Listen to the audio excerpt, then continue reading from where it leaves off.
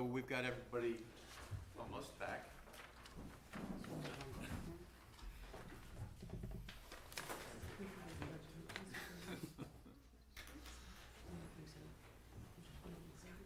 Sort of a few minutes late, that's it.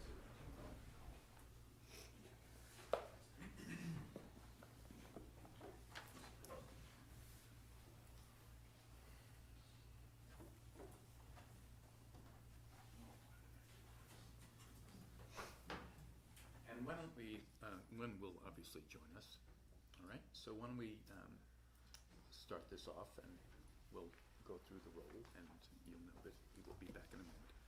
All right, so.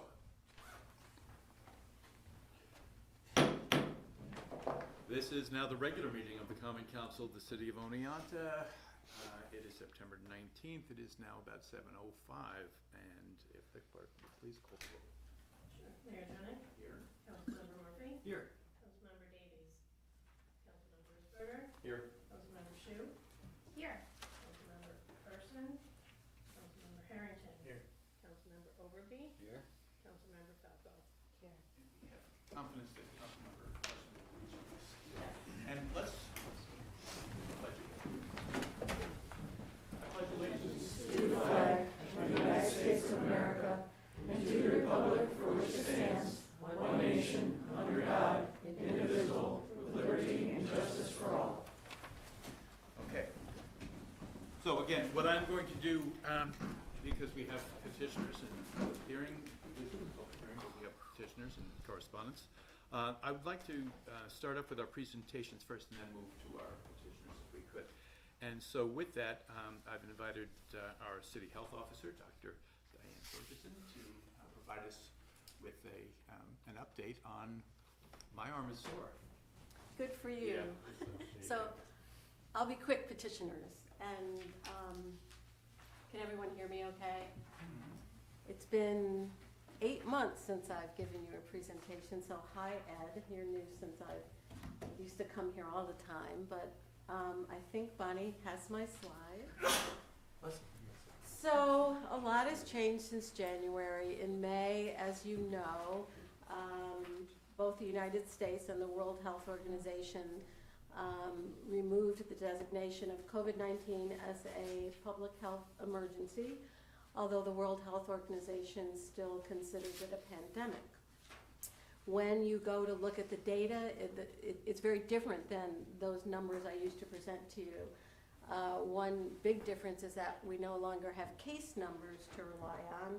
So one of the metrics that we most commonly see are hospitalizations, and also on this slide is percent deaths, not even absolute number, just percent deaths. So again, metrics are different. Looking at the numbers wherever you go, whatever site, the New York State Department of Health, where this comes from, or CDC, they're going to look a little different. But what you can see from this graph, the blue bars represent the new hospital admissions, and the yellow line are the percent deaths, is that while we really came down, and we're nowhere near where we used to be, the last month or so has seen a slight increase in both hospitalizations and deaths. Next slide. And this slide is specific to the Mohawk Valley. As you know, we're part of that grouping in New York State. And you see also the hospitalizations are a little bit coming up.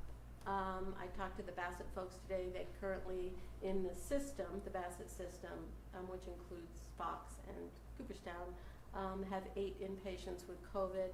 Only about half of those are probably there because of COVID, but they had enough symptoms that they also tested and they happen to have COVID. So that also reflects what's going on statewide and nationwide. We're seeing a little increase in very sick people with COVID. Next slide. One of the data points you see a lot of now, if you go to the New York State Department of Health website, are wastewater numbers. And we were way ahead of the curve with this and that. Thanks to Greg and his team, we started monitoring our wastewater at the very onset of the pandemic. What you can see here from about 10 days ago, which is the most recent New York State Department of Health map, is that we in Otsego County are at a high detection level, meaning there's a lot of COVID in our community. Next slide. And this is specific to our water here, the city of Oneonta. This is for the last year. A week ago, we were at an all-time high, that big dark red triangle. We're trending down a little bit, but we're still in what's considered a very high level of COVID in our wastewater. Next slide. And this shows, because we started this so early, back in 2020, it superimposes all the years on one side. You can see this year is pink, and how we've really gone up. We were sort of up a bit in August, and then we shot up in September, almost to the level of where we were in September 2020 when we had the big outbreak. The yellow and the black are 21 and 22. And what you can see on those 2 years is that, you know, we did kind of go up in September, and then we really continued to trend up in the winter months. We don't know, nobody knows yet if that's going to happen this year, but just more information. I hope it's been somewhat helpful to folks. Next slide. Variant data. This looks very different than the graph I presented to you in January, but I think the important thing to know is they're all Omicron. They're all of the lineage of Omicron, and that has significance because it probably means our newest vaccine is going to continue to be moderately effective. And they superimpose, this is from the New York State, again, Department of Health site, and they did superimpose this red line of total new cases, and I find that interesting because, again, nowhere else can you find case counts. But anyway, next slide. So I wanted to just take a moment, because I'm hearing a lot of buzz. People say, well, COVID is the same as the flu now, or very similar to the flu, so we can think of it in that way. And to some degree, I think that's true, right? They're both respiratory viruses that primarily affect older people and people with underlying illnesses. However, there is a difference. And these 3 points, I think, make that difference. COVID is still more transmissible than the flu. It's easier to get and to give COVID. Usually with the flu, you are only infectious when you're symptomatic, and usually only for a day or two. We know that with COVID, you can be infectious before you have symptoms. We know that your infectivity can last up to 2 weeks. This is one of the reasons the CDC still has isolation and masking precautions for those exposed. So no one I know, I talked to Heidi Baum today, no one knows when and if those recommendations will no longer be in effect, but the fact is they are in effect for a reason. We know that COVID is more transmissible than the flu. Secondly, it is still more deadly than the flu. And I'll show you some slides that speak to that in a minute, but basically, you are more likely to have severe illness, hospitalization, and mortality with COVID than the flu. And the third point is, while the flu and other bacterial illnesses are like COVID in that they can cause lasting long-term symptoms, they're nowhere near as likely as COVID to cause what we now term long COVID. So people that may want to avoid getting COVID, up to 1 in 10 people, even with mild illness that get COVID, have these long-term effects to their health. So again, COVID's a little bit different than the flu. Next slide. So some of these don't come through well when we change from Keynote to PowerPoint. This is one of those that didn't. This is a study that's quoted a lot. A large number, thousands and thousands of mostly older men in the VA. They did a study last winter, so during the Omicron, during the less serious phase of COVID, comparing it to flu, and what they found that it was, I think, about twice as likely to cause death, and there were many more people hospitalized with COVID. And also, this last point is the relevant one, so I'm glad that came through. The increased risk of death was greater among unvaccinated individuals compared with those who had been vaccinated or had COVID. Next slide. And this is just another study that's out there, recently published at the end of August, done in France, that showed Omicron, COVID recent Omicron carries about 4 times the risk of death as flu. Next slide. So what's new? As of last week, the FDA and then the CDC have approved and now recommend that we all, age 6 months and older, get the new COVID vaccine. It's not being called a booster, it's called the new vaccine. It is specifically designed for one of the Omicron variants. It's monovalent as opposed to bivalent, which the last booster was. And we know vaccines aren't perfect. We may still get COVID when we're vaccinated, but it will protect you against mild infections for a little while, maybe a few months, and in the long term, we know will strengthen your long-term defenses against serious illness and death. Also, it's been pretty well proven that the incidence of long COVID is less than those who have been vaccinated. So, reason to get vaccinated. The federal government is no longer paying for us all to get vaccinated, but the government does require most insurers to cover the vaccine. For those people who are uninsured, there is a special program. You go to vaccines.gov and there's funding available. I checked with Bassett Network today. They have not yet received the new vaccine, but the pharmacies have. So if you can get it at a local pharmacy, that's what's recommended. Hopefully Bassett will get it soon and people will be able to obtain vaccine through their providers. Next slide. This is just another slide that explains that, well, what about all these new variants? I keep hearing about BA 2.86, and basically studies have shown that this current vaccine that's going to be very soon available should be effective against the current variants. Next slide. And just to remind you, we're down to it being an individual decision, right? I don't see us going back to mask mandates or vaccination mandates, but I think this is important news for individuals to know and to understand. We're seeing more COVID in the community. There are ways we can mitigate, we can help keep ourselves and loved ones who may be at higher risk healthy. And the vaccinations are one tool we have. There's medication now to treat people.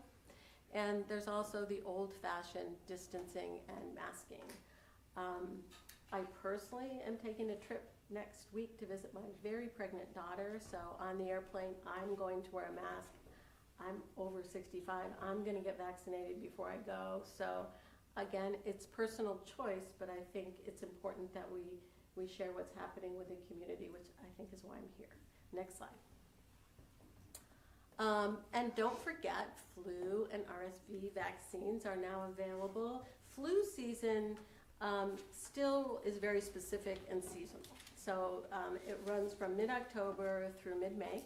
So we're not quite there yet, but flu vaccines are available. So you can get those through your providers or through the pharmacies. And like COVID, most insurances are required to cover them. They're recommended for everyone 6 months and older, just like the COVID vaccines. RSV is a fairly new vaccine. It is recommended for those over 60. And then why does it say in consultation with a healthcare provider? That is because many insurances are not paying for it until you get to 65. So for what that's worth, RSV is out there. It's another respiratory virus that can cause severe illness in older folks, but also in babies. So just something to be aware of. If you're going to be around babies, might be a good idea to get vaccinated for RSV. Next slide. And now we're going to totally shift because this is some information that the county is now making public. And if anyone who, but I had trouble finding it on the site. So if you want the link, just email me. But this is updated daily, and this has to do with narcotic overdoses and deaths. So I think from a public health perspective, this data is very important, and I think it just highlights all the hard work that people like our first responders and our narcotic folks are doing, and to know that 10 fatal overdoses year to date in the county, that may not be the exact numbers the city keeps, but that's twice as much as all of last year. So it is definitely a problem we're seeing more of. And again, there are a lot of good people working on this problem, but I love that the county is now making this data available for folks. So that's really all I have. If anyone has questions. Thank you. Do we have a question? Yes, David. The flu vaccine this year, is it a different type of vaccine? No, I don't think, I well, mean, see, they didn't formulate it differently, did they? there are many different kinds of flu vaccines. You know, some are made with eggs, different manufacturers. It's not like one manufacturer. I think they're all designed against the same, but I may be wrong, the same strains that are predicted to be dominant this year. Okay. But I think there are different methodologies and formulations of the vaccine. But I can get back to you more specifically about Sure. that.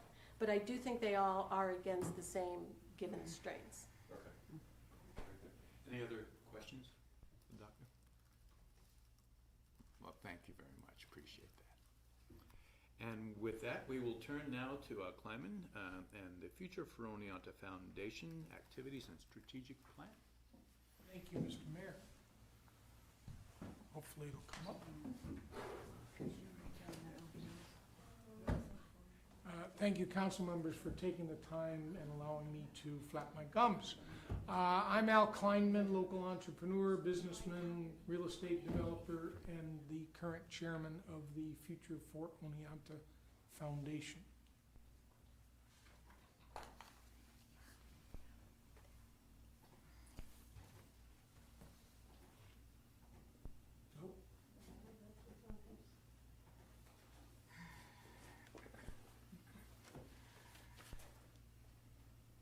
Al, do you happen to have a thumb drive on you? Just give it to us. Did you give it to you? And have we driven? Should be E-Drive.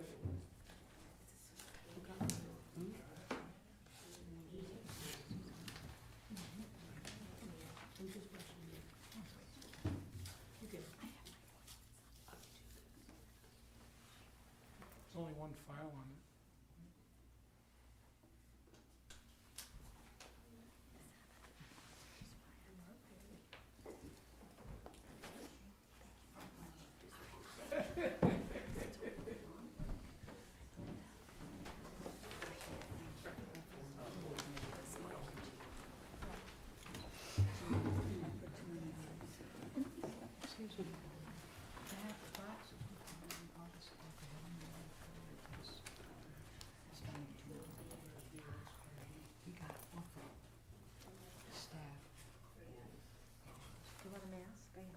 I'm not working.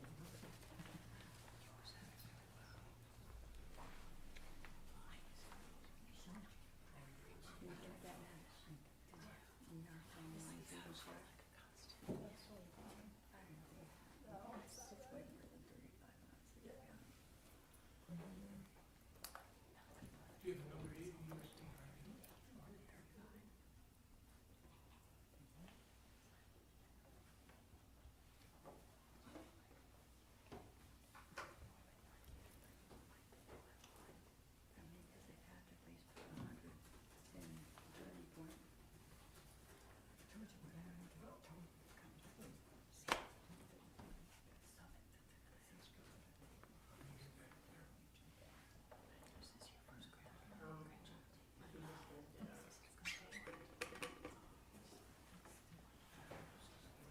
We have it on your laptop.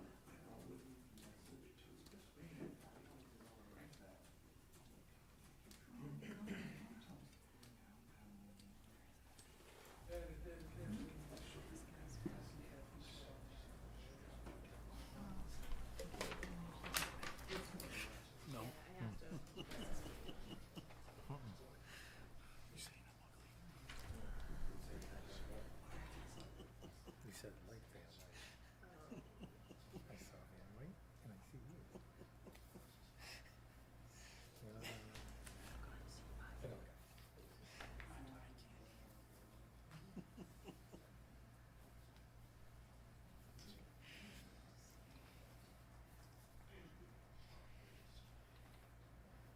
And today's program is brought to you by the letters A, the number 2.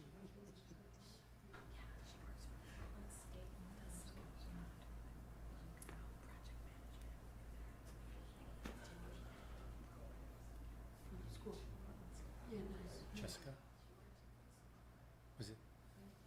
do it, I swear. You sure?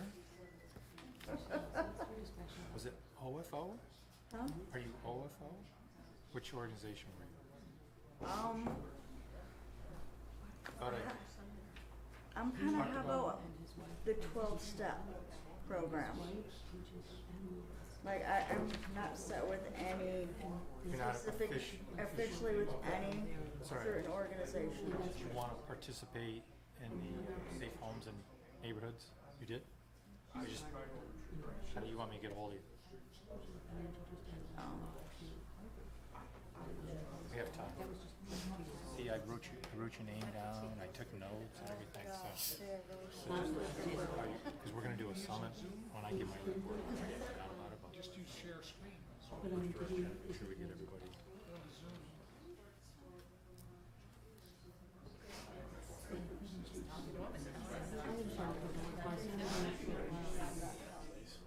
Kids, man. Okay.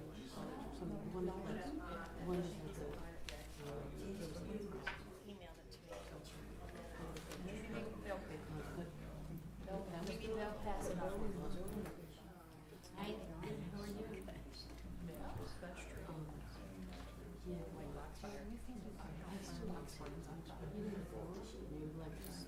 You like the way your mother was, right? Sounds like your kids are productive and you have time to go back and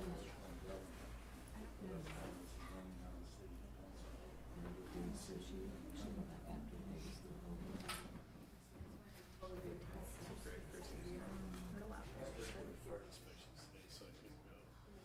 At that very place.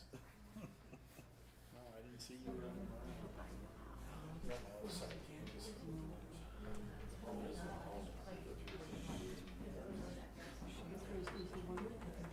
But this is the time where, but this is the one where you've been there months, and this was the short.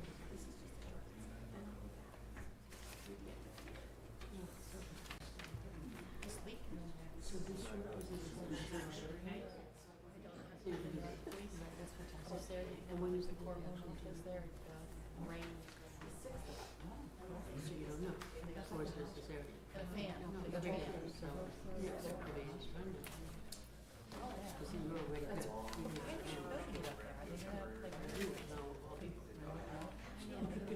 But you know, you're all, yeah, that's wonderful. So she has a place or something? Another one?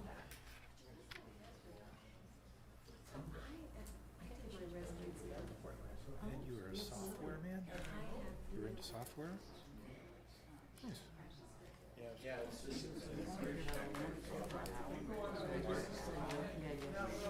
Oh, no, it goes through 9. Yeah, 7 and 9 and all of it. I'm just like, Do you regret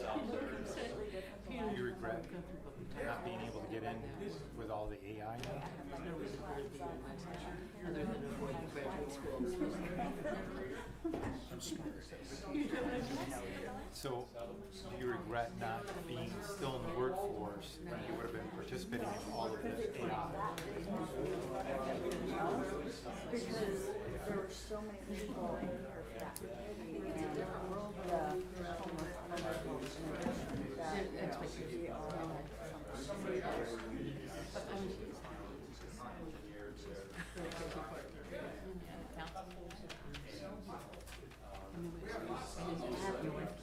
oh yeah. I went through But anyway, I'm looking forward to it. what the engineer was doing. They said they're booked for next year and all this stuff like it's okay, right? Yeah, I did fun. I'm a time that I've gone crisscross all over the ranch. It was a serious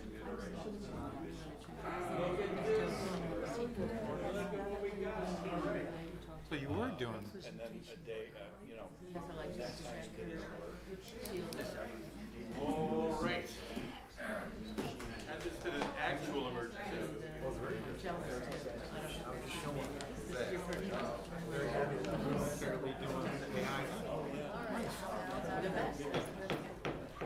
Okay, taking this from the top, I'd like to reintroduce Al Kleinman of FOS. Appreciate it.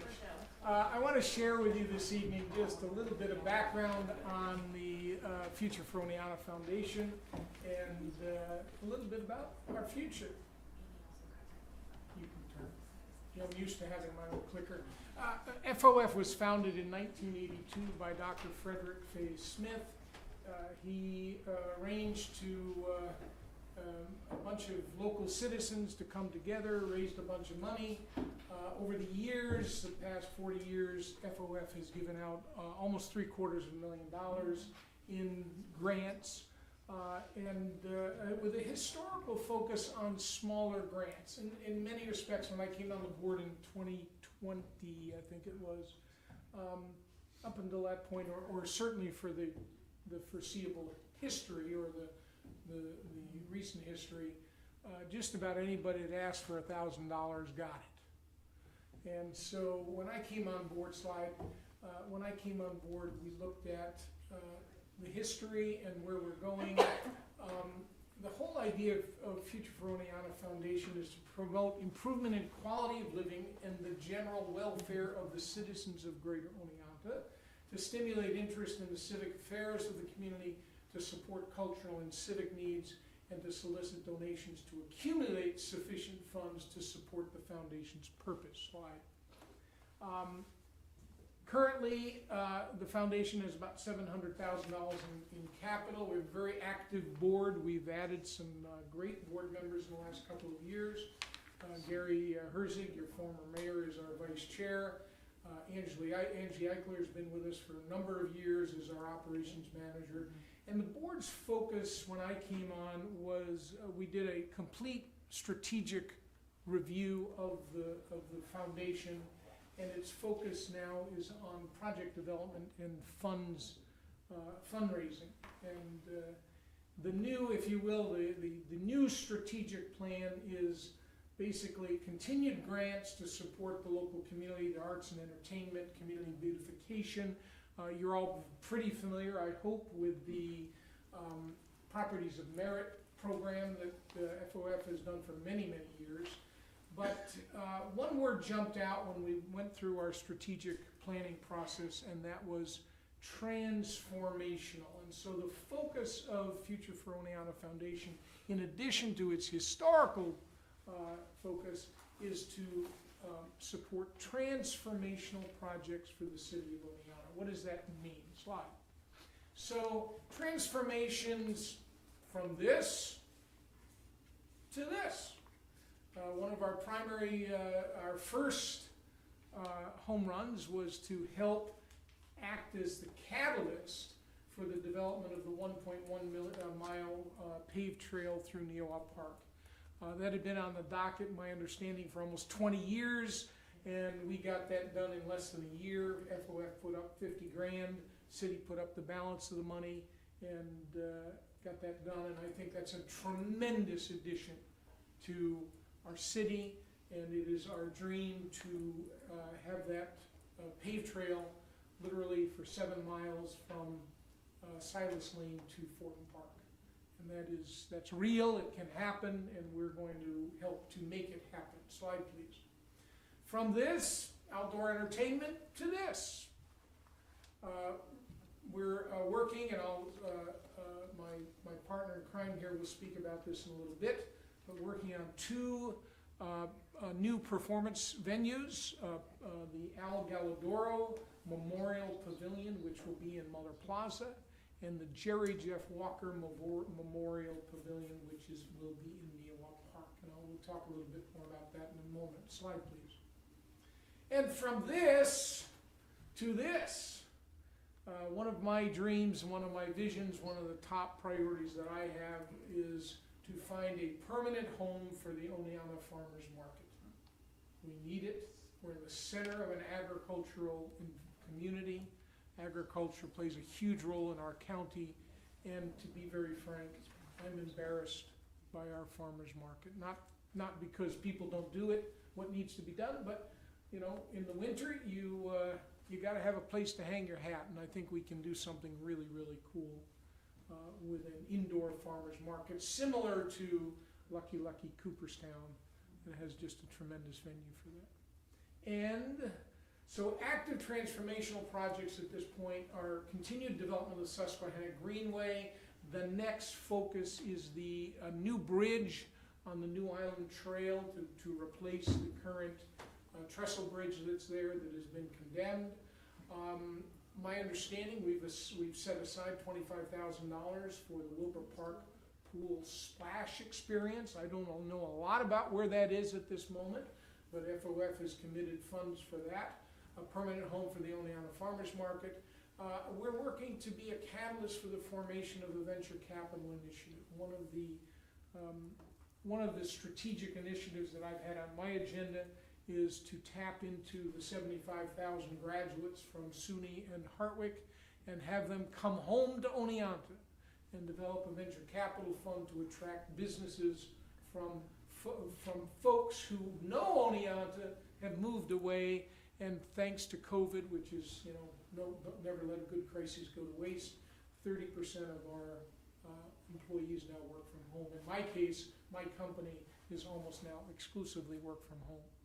And so, what better place than Oneonta, New York, or Otsego County to work from home? To be a catalyst for the hiring of a full-time event planner. I have issued a position paper on that. It is my hope that we can pull that off and combine perhaps Destination Oneonta's work with First Night or Hill City Celebrations work and develop an opportunity for someone who can be a full-time event planner for the City of Oneonta and City of Oneonta events, and bring a new level of professionalism to that organization.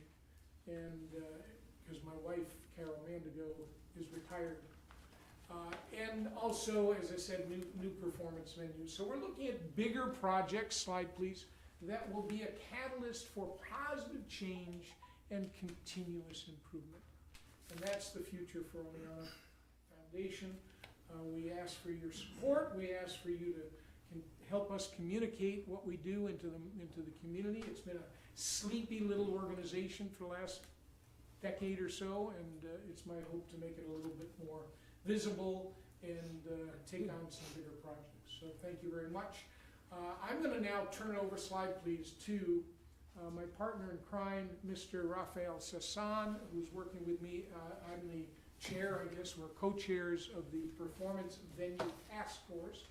And Raf, you want to take it away? Sure. So about a year ago, Mayor and Al asked us, formed together a task force of about 9 people to explore the possibilities of building 2 performance venues, 2 permanent stage venues, one in Neowa Park to honor Al Galadora, and another one at Neowa Park is... I'm sorry, Jerry Muller Plaza for Al Galadora, thank you, and Neowa Park, a venue for Jerry Jeff Walker. And we've had a number of meetings, we've brainstormed, we came up with a bunch of different ideas. We're at a point right now that we're focusing on building, or at least getting the design under control for the Al Galadora stage at Muller Plaza. And to that end, we've contacted with, you can change it. We've contacted with UNOLAM to give us some ideas, and we've come up with, collected a number of different types of possibilities, and these are some of the possible looks. The venue for Muller Plaza is basically a raised stage about 4 feet high, 20 feet wide, 16 feet deep, with a shell over it, like you see over there. It could be a flat shell, a curved shell, a cantilevered shell with built-in lighting and audio capabilities, and open to the public. In other words, anybody can pull up a chair, you can have a performance big enough to have a 4, 5, 6 piece band perform, or a solo, or poetry readings, or what have you in an individual thing, a smaller venue. The other idea that we've been exploring is the building of a larger 400 to 800 seat controlled access venue in Newa Park, to be named after Jerry Jeff Walker.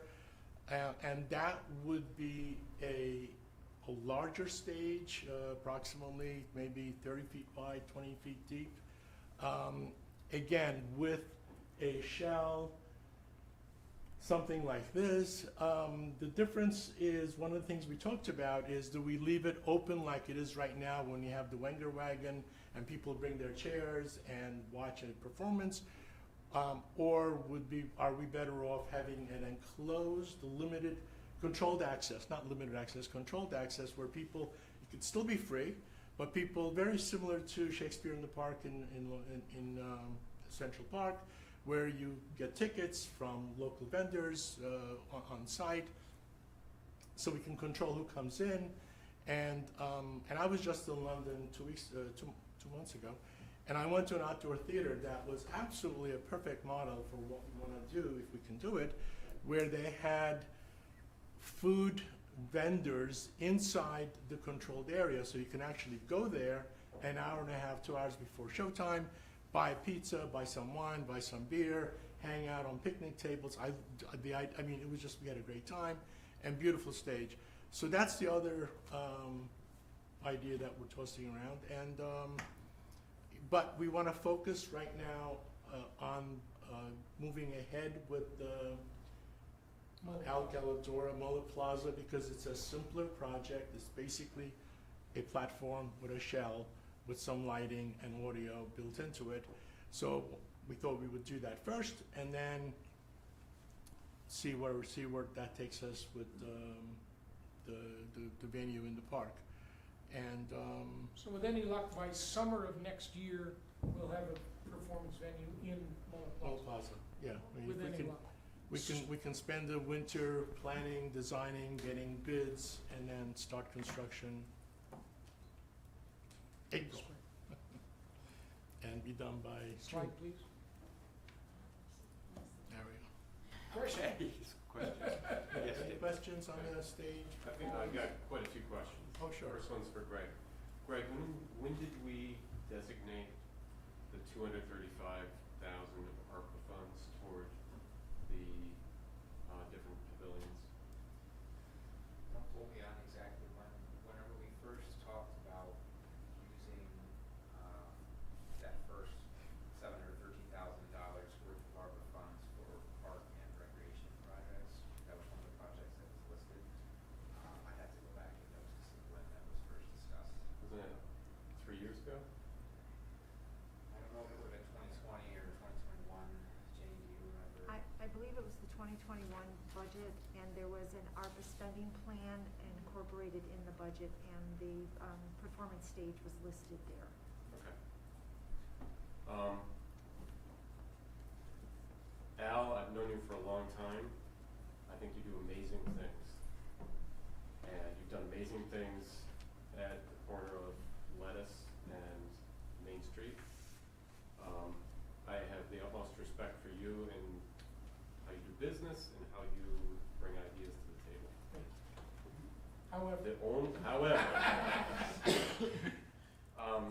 this group has been around for quite a while. I was supposed to be the liaison to the group, and I think I had been notified of one meeting, and I think it was accidental. we've only had one meeting as a group. Okay, so, but this group was designated quite a while ago, and I think the one, it's a concern, but it's not really a concern.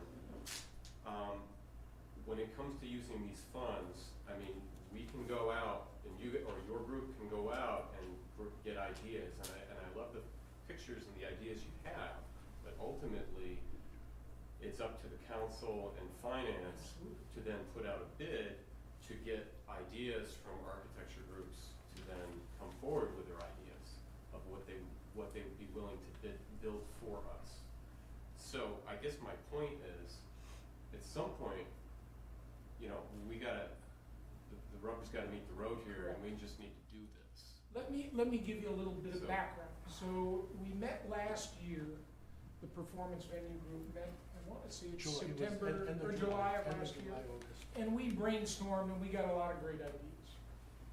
We then proceeded to try and figure out, okay, how do you take these ideas and make them work? And the idea that I came up with was, let's have a design contest, okay? Frankly, keep it out of the municipality's realm. Let's just do, I was gonna put up $5,000 for prize money and get out into the community and get some designs. Well, to make a long story short, there are so many legal barriers to that it didn't work. It caused a delay. We decided to back up the bus and move out with trying finding somebody who could provide design and ultimately construction, but it has to go to bid. And we're at a point, frankly, where the use of volunteers to move the project forward is almost impossible because of all of the regs that the city has to do. Here's So what I recommend. that's where we are. Here's what I recommend at this point. And I would make this suggestion. I don't have the ability to do this. This would be funneled through the mayor's chair. But if we went out for a bid now to get ideas from architecture firms, they bring in their bids. We've done this in the past where we have staff or another group doing ratings. Correct me if I'm wrong, Ginny. That might be where we want to pull you guys in to take a look at the bids that come in, working with other people, I'm sure, because you've got your expertise and you know what is needed for this type of a venue.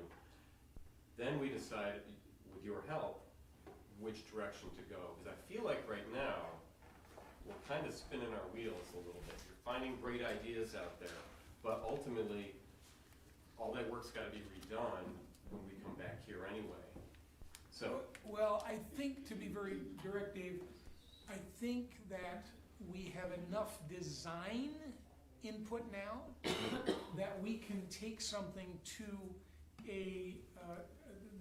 we may be able to surpass the architectural side and go right to a construction bid. So, I don't know, again, the criteria for that. Greg and I talked about that because the design side of the house will be less than $20,000. We're pretty confident of that. And so it's my understanding, Greg, correct me if I'm wrong, that we don't have to go to bid if the design portion is less than $20,000. Right, As it all long depends as- on our purchasing policy. As long as it's conforming with purchasing policy. Yeah, That- The 20,000, that's a state threshold, but we have our own internal purchasing Yeah. policy we have to follow. yeah, we've been working with Greg on that particular piece of it. Do you have, I'm sorry, I wasn't officially recognized. No, go ahead, kid. Do you have an idea of the total cost of what you've come up with? For the Galadoro project, Right. we have an idea that it should again, there's so many regulations that we have to jump through with the city that it's a little unique. I built a pavilion last year, soup to nuts, for $50,000. So I'm thinking that we're probably, for the Galadoro pavilion, in the $75,000 range. Okay. Can you, Oh, Yeah. sure, no. yeah, can you, just on the money side, because I think it's important that, folks know that we're working with our $235,000 ARPA set aside, but there's more money that's. Yeah, that's in we the have had, picture, and if we've you had talk some about that a little bit. donations come in already. I wanna say we may have raised $10,000 towards the project. But it's my understanding, okay, once we get a design, I'll go out and raise whatever money needs to happen to plug a hole And on against. top of that, we also have the Jerry Jeff Walker monies as well. Correct. I forget Yeah, the that's name. where the money came, yeah. Yeah. Go ahead. So I guess what I'm saying to you is, when you look at both venues, you're gonna be way over the $235,000 if we do it right. It is my objective as the Future for Oneana Foundation to raise and plug that hole. We know what we have, and we don't have more than what we have. Right, Right. right. No, I could, but. I I would just ask if you could give this type of an update more often, so we know where you guys are in the process, and so we're not suddenly. Well, we were surprised. slowed pretty dramatically this winter, so there wasn't much to update you on, but. I will say, though, that everything that you've done thus far, to my knowledge, has been documented and it's on the All4 Romeo website. And since we met at one time, there's been, I don't believe we've met separately. I've worked on I'm pulling some ideas around. We met with, Al and I met with Unilam just to have their input because they're very interested. The son, Leaf, lives in Oneonta. He's very committed. He's very into helping this project any way he can. And his engineers, sent us a sketch of a arched, construction that Unilam would build. I prepared a 6-page, I think you have a copy of it, request for bids for a design. Basically it was a preliminary idea that says, here are the rough specs, this big, this much, this high, whatever. We haven't submitted to anybody because we decided, see if we can do this at a low key, but I mean, you have a copy, Greg has a copy, you have a copy, I believe, so that could be, if the city so chooses, you could just put that out and say, send us some, bids on designing this. Well, I think I asked to have this put on one of our committee agendas to see where we are with it and if we want to change the direction a little bit. If we can speed up the process a little bit, at least on the one in Mullen Plaza. I think the Jerry That's- Walker That's one what we've done is with, a much bigger Yeah. animal there to Yeah. tackle. yeah, well, that's what we've done with Unilam, is to figure out what could we do to short circuit this process. So I think we'll have something for you in the next 30 days that will Okay. be pretty solid. All right, thank you. So, lastly, before I let you go, so everybody knows Al. I don't know that everybody knows Raphael, and I wonder, Raphael, if you could just inform the council a little bit about your background. My background, well, I started in theater 55 years ago. I built a couple of theaters down in New York, off-Broadway. I've done architectural work. My brother and my family owned a architectural woodworking company in New York City, where we did interiors, we did contract work, we did museum design. I worked for the Brooklyn Museum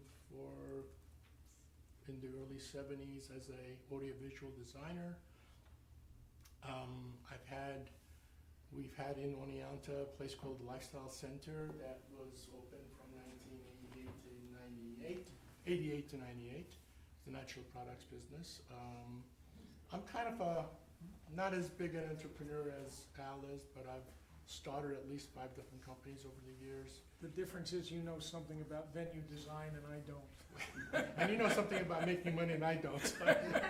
That's where we were. Ralph has a lot of talent. Ralph worked with me as a meeting manager years ago and putting on meetings all over the country. He knows audio, visual. I have background He's got all that in background. technology, I have background in computing, I have background in design. And I'm what you would probably call a slash person, editor slash design. I also worked for about 30 years as a film editor, doing trading films and God knows what else in New York City for drug companies, Pfizer and Merck, and say yes to drug videos.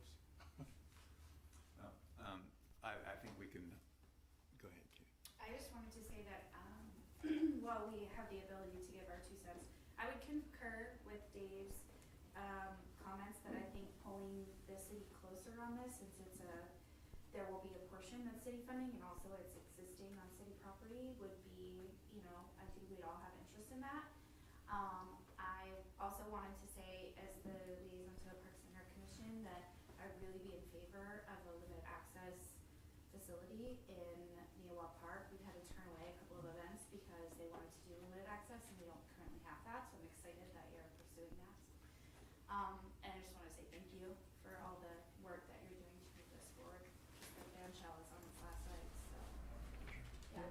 I mean, one thing I wanna say is that Mark has my contact and Greg has my contact and you have my contact.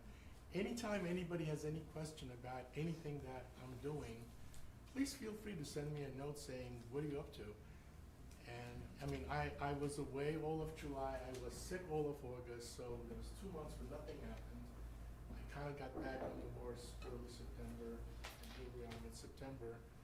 And, I mean, to me, this is a labor of love, and I love to, I've been Oneonta resident now for 37 years, and, I would love to help in any way I can to make Oneonta a viable performance hub. You know, multiple stages, multiple shows, where people have to actually figure out, where am I gonna go tonight?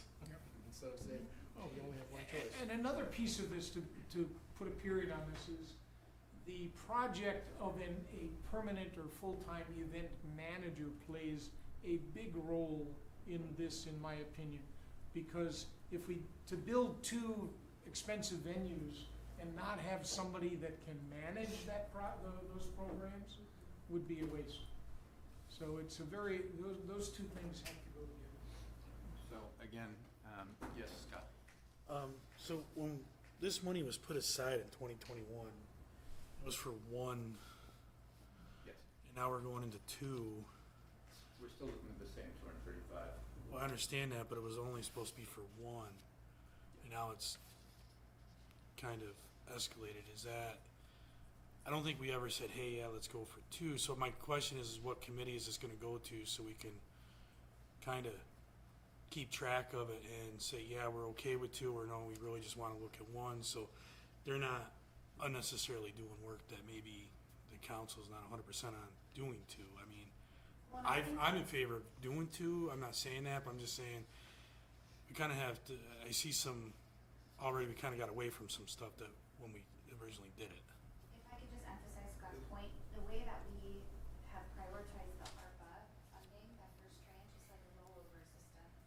So if we can do the original one that Scott was talking about, I think we were targeting Newell Park as being the more important one, you know, that would free up funds for other things. So maybe it is worth having a discussion that, you know, if we can do the one in Newell Park, I mean, to your point, you said it's gonna cost way more than $235,000, so we probably won't end up saving any money, but I think that's maybe what you're trying to get at, is like not trying to spend the full amount, because there were other things on the list.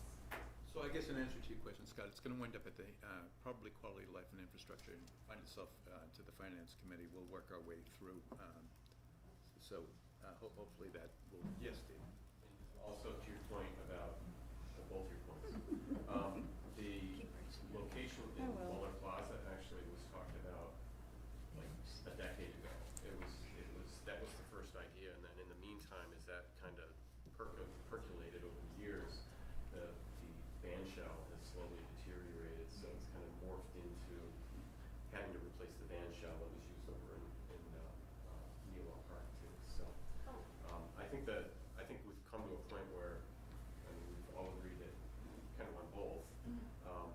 But the Muller Plaza one is gonna be a heck of a lot cheaper than the other venue. It's turned into a much larger, And will obviously find its way into the larger strategy of what we're trying to accomplish downtown relative to generating foot traffic, generating the sales taxes that we need, generating the kind of engagement with our downtown that's going to wind up taking some of the other things that we are looking at as funding resources and making them potential and likely, as opposed to having a downtown that doesn't have much going on in it. Katie?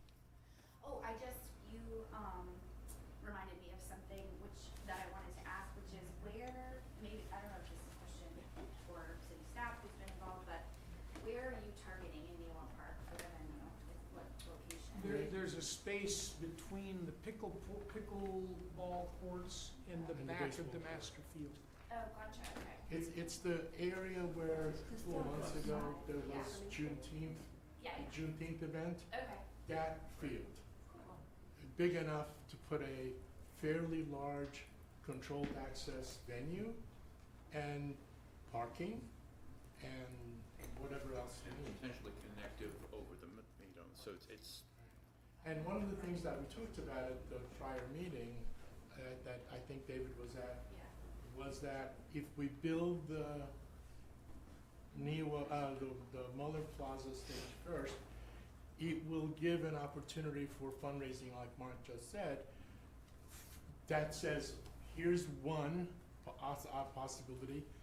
We can now sell seat. I mean, people could donate $250 for each seat in the theater, and There's that lots would- of options. There's a lot of opportunities, but it's nice to have a sample to say, here's something for you to look at.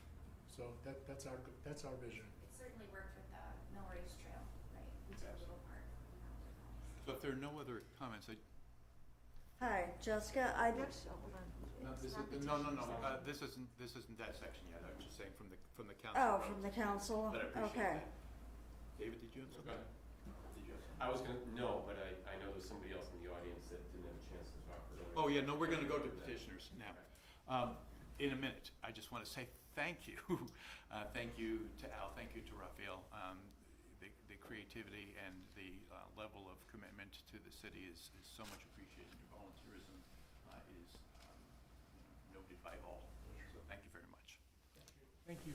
All right, and now we in fact are going to go into our petitioners and public hearings and correspondence piece. There is no public hearing, and so we'll go directly into petitioners. Now, you want to scoot right up? So to be more clear about the guidelines here, I promise the council that I do a better job of this. Folks need to identify who they are. You need to tell me where you live, and you need to try to take about 3 minutes or so, if you could, please. And with that, the floor is yours. Would you like to speak? My name's Jessica Jessup, and I live in Oneonta. My question was regarding what was just brought up in Muller Plaza regarding insurance. Considering it will be a lifted stage by what he was showing, there's obviously going to be a higher risk for insurance because kids are going to play on it, kids are going to fall.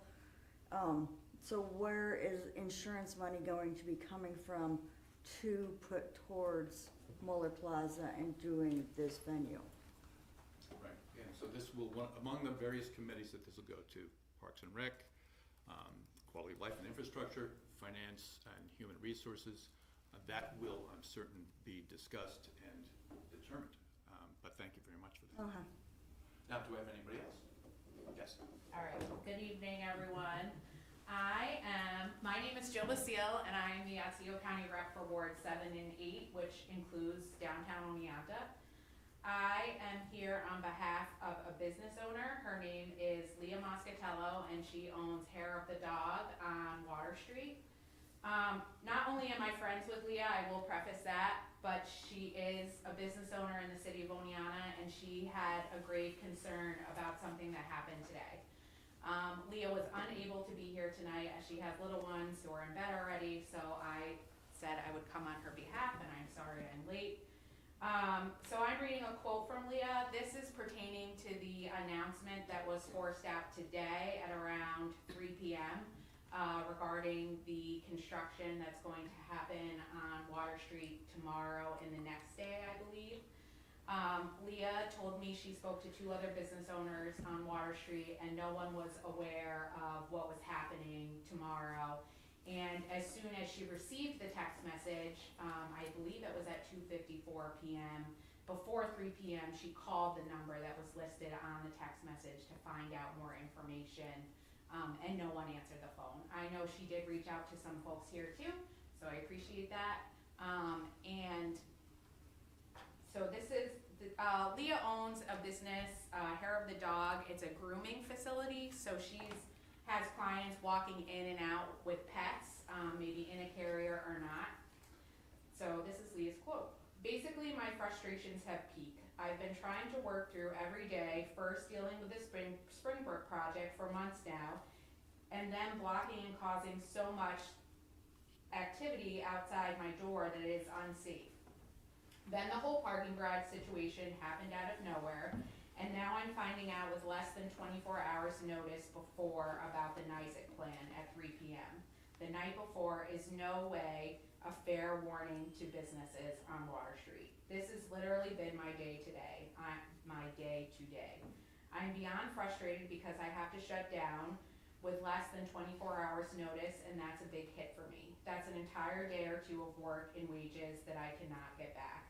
That's also my reputation and the city's reputation looking like they don't care about their local businesses. How long have they known that this was going to happen tomorrow? I haven't heard about it from a single person. I'm having to write this and try to include everything as possible in a few minutes notice, and there's so much more. Just because my door might be accessible and you can physically make your way to it, does that mean it is safe for my clients to come in and out and for me to groom? I tried to find out before 3 p.m. today and was unable to reach anyone. So Leah is a business owner with a full day schedule tomorrow and the next day, and was unable to reach anyone in the city of Oneonta when that message went out to find out if it was safe for her clients to come. She knows it's safe for her to come to work, but my dogs are clients of Leah's. Would it be safe for me to walk in the door? There has been 2 times this summer where my dogs have been groomed that I've had to wait outside of Leah's door for her or for members of Eastman Construction to tell me it's safe to enter. So if she's facing this issue on Water Street, I'm sure other businesses are. I know that there is a lot of behind the scenes in government, local government too. So I'm not projecting this as a large problem. Maybe someone did travel around and she didn't happen to not be there, but a simple notice on someone's door, or if you're providing a phone number to call for someone to ask questions before the end of the business day, having someone to be able to answer. That's it. I personally will be connecting with the merchants on Water Street tomorrow, and if you can share Leah's contact, I might have that, but if you don't mind sharing that with me, Yeah. I'll make certain that. So I guess my question is today, if someone can answer this, is it safe for her to operate her business tomorrow? Is it safe for clients to come in and out with pets on leashes? So I will just say that this is not a city Oneonta project, this is a NYSEG project, and obviously NYSEG needs to relocate temporarily the electric service along Water Street, Chestnut Extension, and Market Street in order for the city to be able to demolish the parking garage, and then ultimately they'll be permanently relocating the electric underground. It's my understanding there will be no electric service interruption tomorrow. Tomorrow's work is installing poles for the temporary electric service. I understand the street will be closed to local traffic only, which it mainly is local traffic only now anyway. I can't speak to safety from this perspective. I don't know exactly where the work area is going to be and if it's going to impact her entrance to her business or any particular entrance to a business. I will say that we, the city, has communicated with NYSEG for months now, asking for information that we can share with our constituents, our residents and businesses, which are NYSEG's customers regarding this project and others, and we've received nothing to share in advance. We found out about this particular date tomorrow and the next day. 1 hour day ago. before that PSA went out. 1 hour before the PSA went out, so we took the action of, well, we need to get some information out because we don't know what NYSEG has communicated. So we are very frustrated that NYSEG has not communicated with us because we had asked, let us help you. We have Nixle, we have the ability to communicate with our business owners. Leah, I think, was at the meeting with some others who came and we invited from Water Street, we have businesses there that are going to be impacted by construction, and we tried to proactively establish a method of communicating with them for this very reason, but we failed to do that, and I don't feel that it's entirely in our control, unfortunately. We're going to continue to work with NYSEG and try to work with them to communicate better throughout the project, but unfortunately, as Chris just said, it was an hour before that PSA went out that we learned it. Right. I guess my response to that would be thank you for that piece of information. It's definitely helpful. But if you're going to provide a phone number for people to call with the information, to at least have someone answer it during business hours so they can find out more information. You know, So in the meantime. someone with a full schedule like Leah, if she has to cancel clients tomorrow or feels like it's unsafe for her liability for them to come in and out of work, will be a long time to reschedule. I mean, my dogs can only get in every 2 months, so. In the meantime, I will go around, I'll take the information that Greg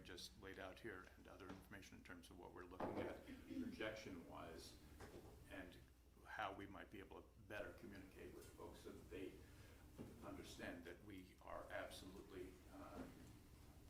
we are committed to every business in Oneonta being able to be successful.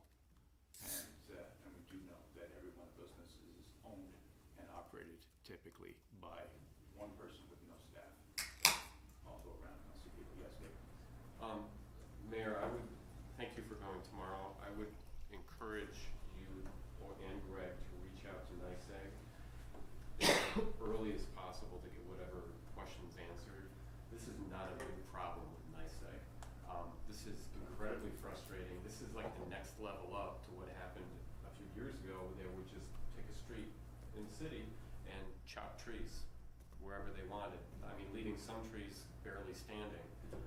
So this is not a first time problem with them, and they do a horrible job communicating, and they're not a good partner with the city. Thank you. Scott? Yeah, what was it, last winter, winter before, we had the problem in the 6th Ward where they didn't communicate with us how long power was gonna be out.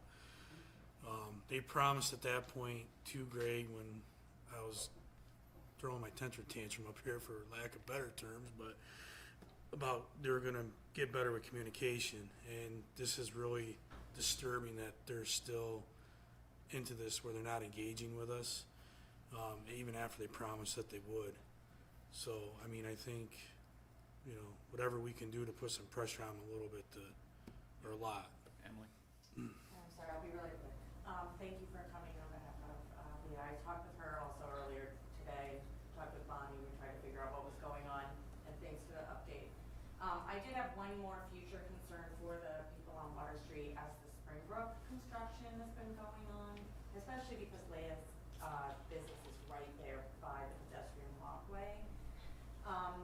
And I also realized that because it's a private, it's private construction, that it might be hard to get updates, but I'm wondering if there's a way we can communicate with some kind of head person at Springbrook to keep those vendors or those businesses down on Water Street informed of that progress as well. I think, yes. Thank you. Yes. So, yes. That's it? Oh, So- me. You're okay. Kathy Verratti, Oneonta. I just had a quick suggestion having to do with Al and Raphael's presentation, just a suggestion, which may already be in place. But I was thinking while they were presenting that they didn't mention Foothills or FOTOT. And then I remembered there's a new alliance, an arts alliance, which many of you might be aware of, which met first time today, was going to be at Foothills, but met by Zoom because some people were ill. And it includes Foothills, FOTOT, CSO, Kano, GLHS, and some others. I'm thinking it would be good if these two, or one of them, joined up with that for the purposes of communication, collaboration, and planning.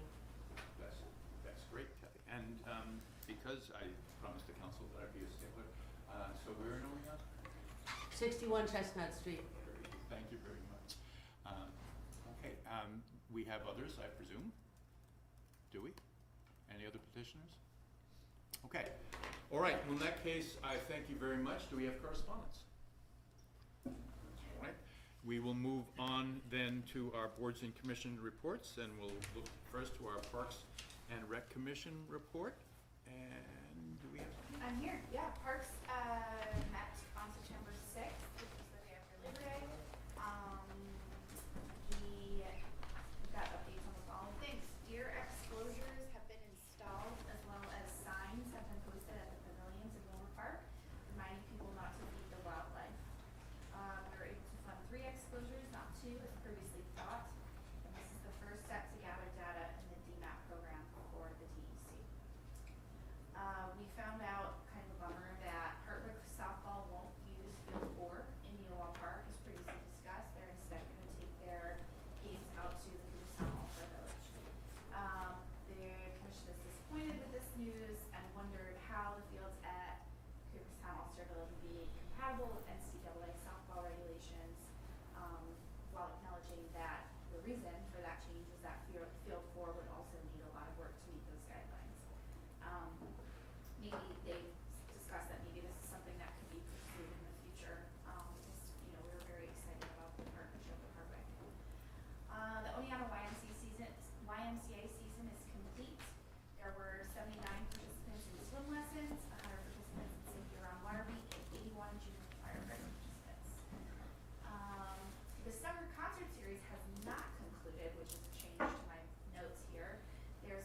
one more. Many of the concerts were rained out on Thursday nights. Off the Record is gonna be playing, generously was able to reschedule on Sunday at 2. Mark, tell me if I'm wrong. 2 o'clock is Sunday right. at 2? Yes. In Newell Park. There's a Facebook event, so you can check that out. But it was a overall, kind of a sad season because of the weather and the smoke. But it did include 2 kids movie nights, which were both well attended. The upcoming events in the park are fall soccer with the Oneonta Soccer Club, the Grand and Glorious, which has already happened, and the Out of the Darkness Block, American Society for Suicide Prevention, which happened this past weekend. Okay, discussion, there was discussion on the 5K loop in the park, which we discussed just briefly with FOF. Wondering if there was any feedback from organizations. There have been 2 events on that loop so far. Girls on the Run was very pleased, and the Road to Recovery Run, which was Labor Day weekend, hadn't had any feedback yet. We discussed the paving of the loop that was recently authorized by council, and had a brief discussion on traffic control during events. Currently, the city asks the organization to have volunteers to direct traffic at crossings during their event. And this has gone over with the event organizer during the pre-meeting that's held with the parks director, or parks administrator. We discussed the skate park event. Everyone's very, committed to making that work. Insurance is still the big hiccup. There was some correspondence from Peg Odell from Otsego 2000. She's looking for trails to feature in the Otsego Octet. We suggested the Greenway Trail, of course, and also that they reach out to Hartwick for Table Rocks trails, and then there's Homer Folk State Park, which is behind Job Corps. She also suggested to us some trail signage at the Van Cleft Trail, which is in Wilbur Park. Currently there are only some tiny red signs for a bird sanctuary that I didn't know was there, and I have to go. There was some discussion for a future meeting about how to promote our outdoor trails. I saw that on our strategic plan, so that's great. Outdoor trails, hikes, and outdoor resources to students and visitors, and connecting with the Oneonta Mountain Bike Club, the Trail Association, Otsego 2000, and the Greenway Group at a future meeting in order to discuss ways to collaborate and be more promotional about our natural resources. Our next meeting is October 2nd at 7 p.m. Questions? Yes, Steve. Where are the 3 enclosures? Exclosures. Exclosures. There are 2 on the upper level and 1 on the lower level. The one on the lower level is in the path behind the Kiwanis Pavilion that goes out to the S-curve. If you're walking from Kiwanis Pavilion to the S-curve, it's on the left. Okay. And then there's one right where, where the middle school fence meets the park, and there's the trail begins. Yeah. There's one kind of right in that area, without getting too specific. And then there's one, Greg, do you know where the Kind of near the ferry trim. Oh, is it? No, that's the one I was just That's talking when you're about. I'm not sure. Okay, it's also in the upper level, but I'm just not sure exactly where. Okay. Oh, and someone sent us pictures of the signs, so that's. Has the Parks Commission talked about data collection, how they're doing data collection, and did they? The Parks Commission is not doing data collection, the Deer Group is doing data collection. Okay. That's my understanding. Is the Deer Group So I met with working with, well, hold on, is the Deer Group working with either of the colleges?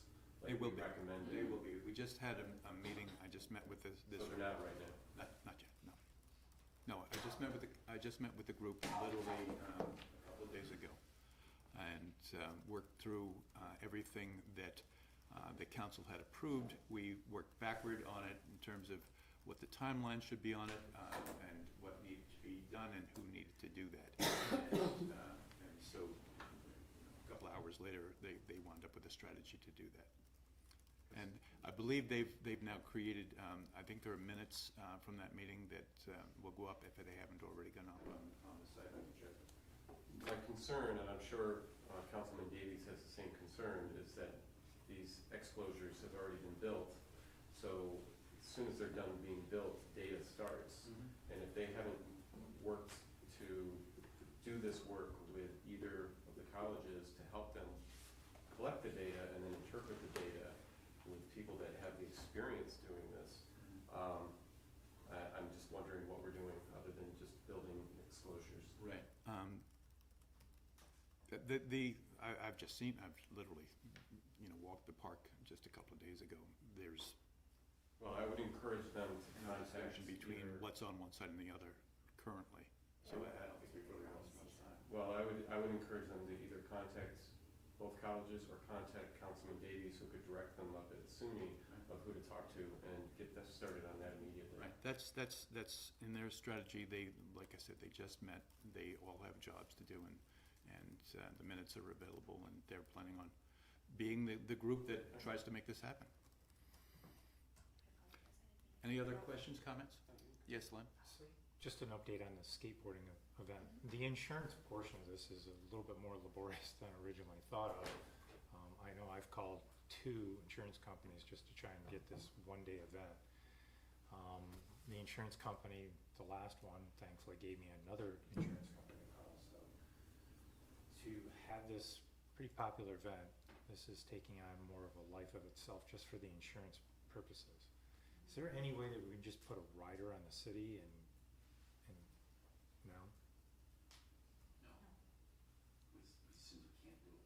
We can't insure a private organization who's holding an event. Again, that's unconstitutional expenditure of public funds. So we can't expend public money on a private entity? Yes, unless we have a contract with them or for its public benefit. Again, it was part of the regular activity, like, like a sponsored activity, like a parade or something like that, and we entered into a contract with them to perform public service, then you can do that. But we can't simply have a private organization come in and say, oh, we're gonna do an event, and we'll be happy to use taxpayer money to subsidize the private event. We just can't do it. The only other thing I might suggest, and I don't know whether either you or other folks have done it, but you might go online and look for event insurance. I've had entities, although it wasn't skateboard, so I don't know if there's anything special about skateboarding. Again, I understand we have skateboarders there all the time, and we have insurance that covers those folks. But when you put on an event and you invite people and you tell them you're going to do things, that's a completely different animal. But if you try going online and looking for event insurance, I've seen event insurance for $600, $700, $800 with entities that do it online. So that might be a good place to start if you haven't already. If somebody hasn't already looked there. And we did talk about the OCI grant as potentially a way for them to get from here to there. So that might still be something we Yeah. can talk about. To your point, David, that's where the last insurance agent has taken us, is to online event insurance. Yeah, that's the only other suggestion I would make, because other entities have used that in the past. Okay, if there are no more questions or comments, thank you very much, Councilmember Shu. We will move on to the Board of Public Service report and Councilmember Harrington. Mayor, I was unable to attend that, and when I tried to listen to it online, I could not get my computer to work, so. We will take that for now, and if we're able to figure out what happened. Life comes back, I'm sure I'll figure it out. Sure. Moving on to our Landmarks and Historic Preservation Commission and Councilmember Murphy. Yes, we met on September 11th. We had somewhat of a special meeting. Linda Mackey zoomed in as talking about certified local government through New York State Historic Preservation. A lot of really good details. The meeting was about an hour and a half, hour and 15. And talking about a lot of the benefits from doing local certified local government management. A lot of it has to do with kind of doing the 3 levels of government and historic preservation: the federal, local, and state. A lot of the benefits at the state level kind of connect, a lot of the benefits at the local level kind of connect up to the state. It opens up the possibility for funding, not in and of itself, but kind of through that network to the state and national levels of historic preservation. It also opens up opportunities for recognition and training. This organization provides quite a bit of training. There is the potential for tax credits if it's within a specified local, specified census tract, which Oneonta, the entirety of the city, falls within, from my understanding. And let me just go over my notes, make sure I didn't miss. A lot of the local landmarking that will be part of this is largely ceremonial, but there are definitely some tax benefits to the state as well. And I believe the recording was okay, especially because it was mostly recording. So there's a lot of additional details that are technical that I'm still kind of trying to work through in my own head. So I'll do my best to answer questions if anybody's got them. But if not, I might have to defer and review some of the audio as well as talk to Bob Rosowski about it. All right. Are they working on any projects? Just the historic well, not just the historic districts, and seeing how best to go forward with those. This local certified government is part of that kind of bigger project to see the most benefits that we can get out of it. Are they also working on the path of how somebody gets there? Because I remember when that legislation was passed last year, there was almost like two different paths that you could potentially go through the planning commission and then over to the landmark, and then you would go to the landmark. Depending on the situation, you would go backwards to the planning. I was wondering if there was any clarity on that. This, I believe, would be its own board. That would be, so it would, I believe, I could be mistaken, I'll go back and double check for you, Len. But this would be kind of its own board with its own decision-making ability, separate from the planning commission, I believe. So like when we go to build the transit hub, we as the city, would we go before obviously the planning commission, but then are we gonna go on to the landmarks and historic preservation, because if we're building something new inside the historic? That's a good question. It's a very good question. I'm not sure. It does seem like they kind of intersect a little bit. Can I get back to you on that? Sure. Thanks. Okay. Anything further? All right, well, thank you very much, Luke.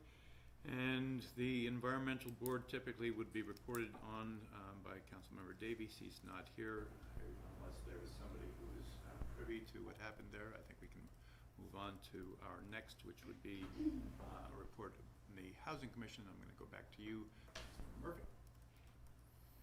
Unfortunately, I have a certification class I'm doing for my teaching, so I was unable to make it to that meeting or review the tape, so I'll have to get back to you on that. Okay, well, you and Scott will bring back Yes. for your respective committee reports. I appreciate that. And Greg, I think you're actually the liaison to the Community Police Board, and I wonder if you could tell us what happened there last night.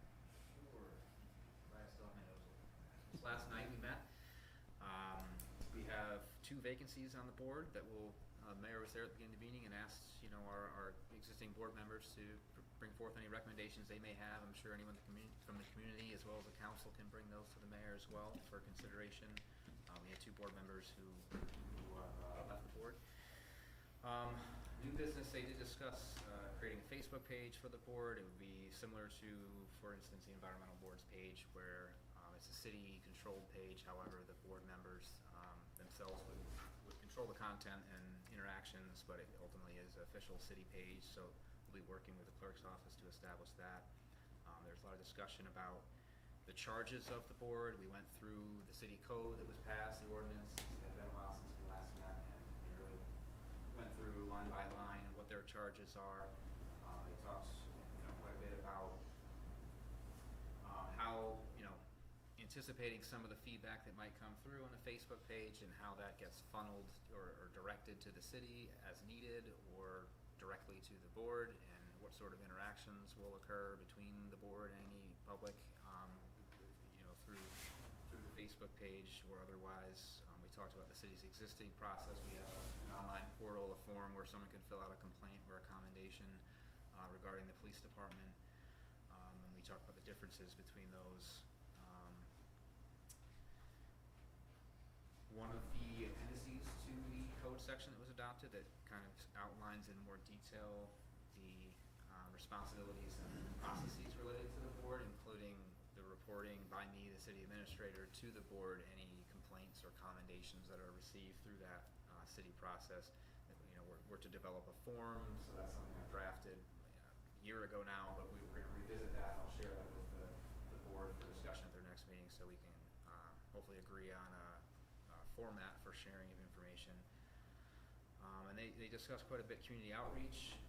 That's one of the initiatives they'd like to take on as a board, is educating the community about what our police department does. Maybe organizing some events at some point in the future was an idea they had, to bring the community together with our police department, police officers in different settings, whether that's going to schools in ways that we don't now, or having maybe building up to some sort of a bigger event. We even talked about partnering with the movie night in the park or something like that that exists already, where there might be an added focus to that. So that's something that we're going to continue discussing. Next meeting is to be confirmed. I didn't get that down, Bonnie. Did you get that? November 20th, I think it was November 20th. We'll confirm that, but and that was what they discussed. Okay, very good. Does anybody guess, Lynn? Back to the Facebook page. So, Mayor, please jump in on this one. I didn't know that this was going to be part of the communication for that particular board, going to a Facebook page.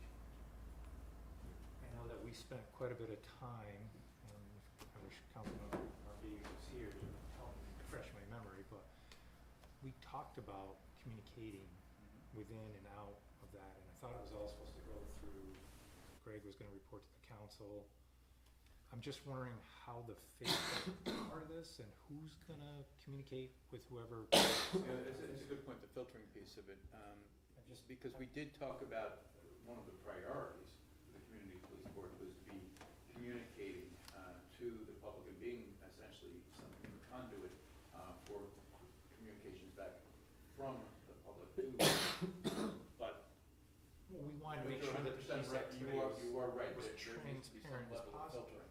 Yeah, and I don't remember saying that in that language. I haven't looked at it. This is literally just coming now. I don't remember us ever saying that they were going to be able to communicate directly to the public. I don't believe that the creation of a Facebook page was included explicitly or excluded explicitly in their charges. I think this came out in their discussions as to how they felt receiving information and potentially sharing information with the community would be passed on. There was some discussion about there might be people who, whether it's a complaint or a commendation, they might not feel comfortable or not want to reach out directly to the city administrator or to the form that's on the page that says it goes to the city administrator and the HR director jointly. They may feel more comfortable contacting a board member. And we've also discussed confidentiality amongst board members and discussing that further with the city attorney now that they've gotten into their duties and processes. So I think it still needs to be worked through how exactly that works. But I think they're sensitive to really honing in on the process. They talked about specific steps or establishing specific steps and how they would respond to some of the contacts that include Facebook. Well, when we approve those steps, would be approved through this council? It seems like they're directly communicating now with the public as a representative of the city. So I'm just, I want to make sure how other board and commission Facebook pages that exist already have been established in the past. I don't recall there being a council. But, yeah, but I'm very much with Len on this, the potential, I can tell you from recent personal experience, Facebook can be a terrible place sometimes. So you don't really want to have something that winds up generating a lot of potentially negative or misinformed or worse kind of diatribes. So there needs to be, I think you're 100% right. I think the communications piece of it is something that we were talking about within the KEBRIC. absolutely, that we want to have the, what's going on with our police department communicated effectively, and vice versa, have an ability to be, a collector of that sort of information, but I think there does need to be a filtering mechanism of some sort.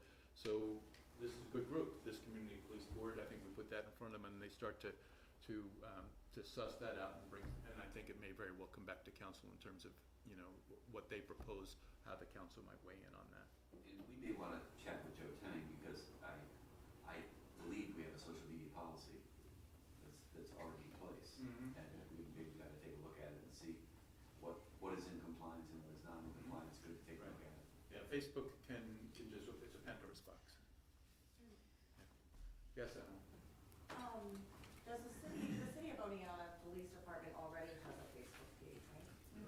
So I'm wondering, because why do we need yet another Facebook page for people to communicate, to communicate things? I feel like it worries me, like having too many avenues for the city to be communicating to the public without that kind of like a central filter, which brings me back to my communications piece for the city, of maybe having some kind of official communication person that can make sure that the language that is put out on every post is consistent and it's giving the right message, yeah, I mean, I'll say no more, I think everyone's kind of. But your point here, before you guys Sure. jump in, your point here brings me back to the flow chart that we built, which had the city administrator as both the liaison, bringing information to this council from the board, but also directives, frankly, was our expectation might be generated by this council and then taken to the board through the liaison. And I think that's more than likely what we're doing right now. Go ahead, Dave. Yeah, and just to go along with what everybody has already said, I think we need to, if we're gonna use Facebook, I think we need to have kind of a universal policy, but then remember that according to what we've been told in the past, we can't regulate what comes back at us, what people post, and we can't prevent people from posting. And there's been plenty of times in recent years where we're putting out solid information to the public, a lot of times on that police Facebook page, they're trying to get information out, and it brings up some dark individuals, and there's nothing we can do about it. So I think maybe trying to coordinate and having one page might be the way to deal with it. Katie?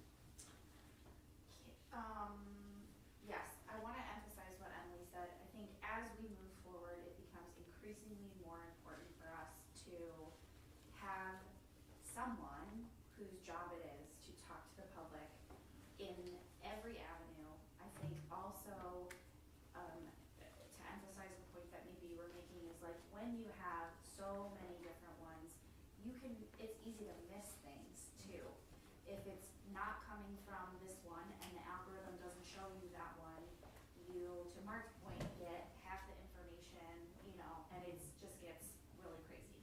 I think the other thing is, from my understanding, is the point of the Facebook for the group to deliver the news of the police department and for people to also talk to the board?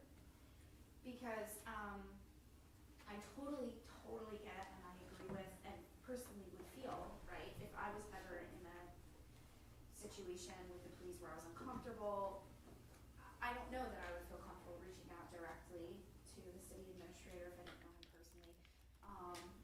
But I don't know that Facebook is the correct avenue for that. For a lot of reasons, but I think one being it's not accessible necessarily to everyone. So I think that it would be my advice to try to look into something like, for example, an existing system that we already have, right, is Nixle. If there was something that, they wanted to put out, could it be put out through Nixle? Could you subscribe specifically to Community Police Board News?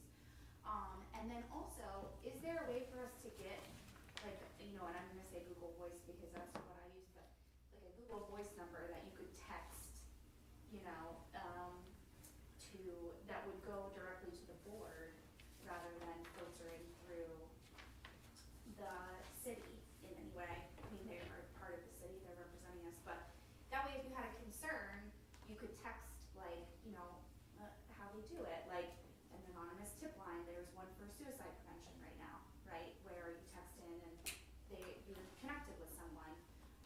If there was something like that where, you know, there's the feeling of anonymity even if it wasn't anonymous, but it's also on technology that generally most people have, I think that that would probably be more effective and also easier to like manage, without diluting a lot of the information that goes out from the city. So that would be my 2 cents. So Greg has been madly typing, which is what he does here, and will be then in, as we all remember that flow chart, we'll be then taking this back to the Community Police Board at the next meeting, and it will be a part of that conversation for them then to determine, you know, based on the directive of council, because they are supposed to take the direction of council, and then they will come back, I'm sure, through that meeting, and Greg will report on that, and we'll see where we are.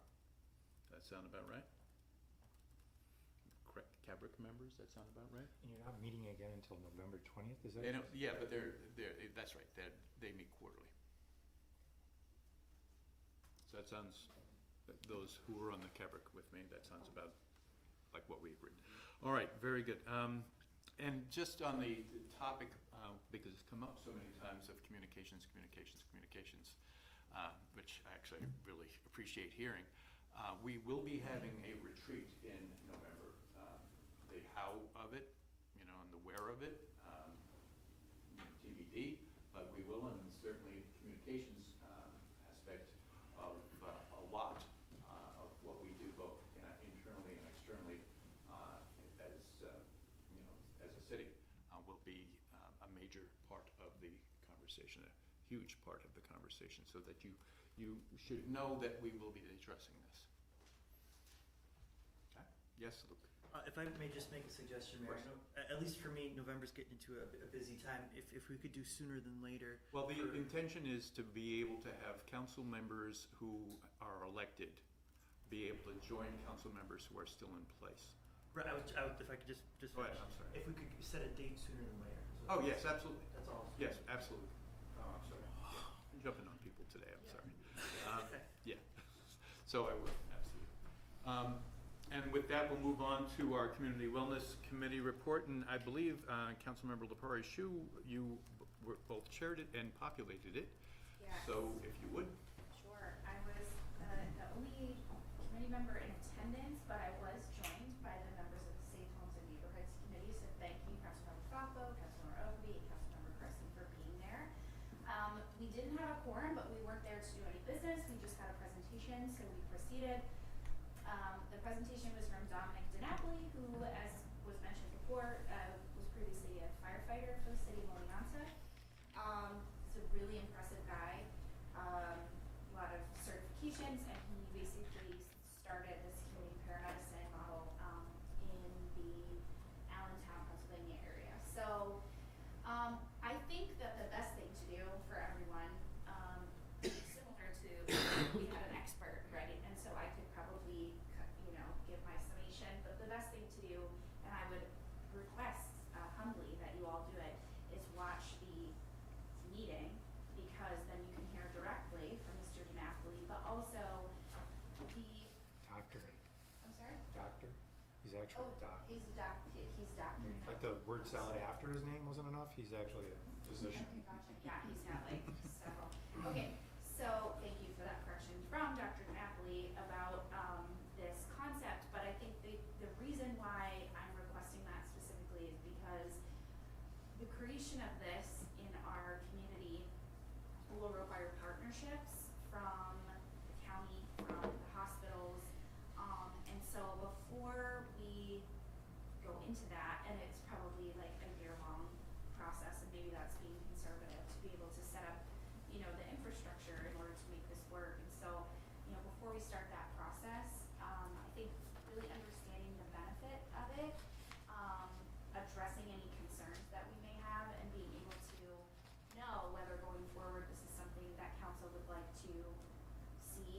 to fruition, would help guide our city staff before they invest a lot of time into something that then we go, eh. So, that's it for my presentation. I will say,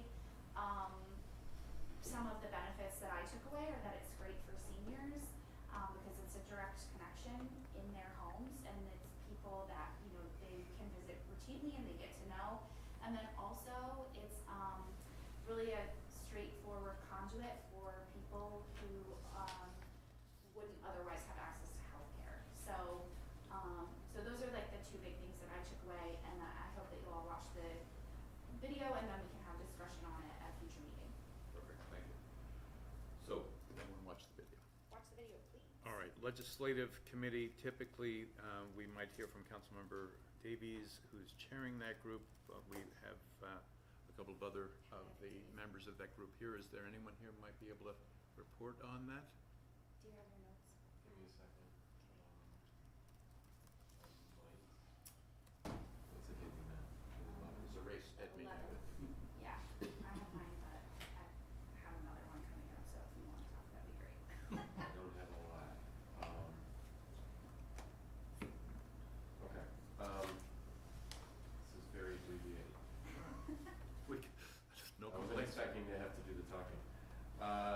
We had 3 topics, I believe, from what I wrote down. The first one was, we talked about property fence height. This was a big discussion having to do with, this was one of the recommendations out of the deer recommendations. And the DEC, or actually it was the tail end of this conversation. The DEC recommends an 8-foot high fence. I think we all thought it was slightly lower than that. But 8 feet high is the only way to ensure that they stay out. Codes, like city codes, typically reflect what manufacturers produce, so up to 7 feet high. You can't go to Lowe's and get an 8-foot high fence, unless you're getting like a chain link fence or something. So Stephen's gonna bring forward possible options for definition changes that could help, but I don't believe we were looking to make any, allow any 7-foot high fences in front yards, because we don't wanna create compounds within the city. Second item was shopping cart ordinances, or do you have anything I missed? Nope. Shopping cart ordinance, this is an issue that was brought forward to us by Stephen and the police department, where we're having shopping carts being left throughout the city. There's only one location in the city to get shopping cart stuff. Most of them are outside the city in the town. Nonetheless, the carts managed to make their way into the city, and Stephen is going to craft an ordinance from Johnson City and Ithaca ordinance, or was that correct? Yeah, those are the 2. Those are the 2, okay. I just realized there's some other work I have to get done, but I'll talk to you when we're done here, that I said I would do. And also on top of that, we're looking at perhaps starting a conversation about providing locker space for people who are without a home that need to keep things locked up properly. And then lastly was late inspection fee for work without a required building permit. Currently what this is $300 or 15% of the cost of work is the additional fee outside of the regular permit fee, if the work was done without a permit. According to Stephen, the problem is more ignorance than anything else. May be beneficial to switch to an administrative fee, which can be appealed to the Board of Public Service, and Stephen is going to bring something forward. Did I miss anything? The other benefit of the administrative fee is that it's based on the administrative burden that's created by the individual project, so it's a little bit more equitable in that way. One point of clarification, I did not accuse my neighbor of saying that she didn't like my deer explosion. Is that So in the Daily noted. Star? Pardon me? Is that in the Daily Star? No. Over there, he's got that. All right, so yes, guess to the committee members, what was the decision about the height of the fence?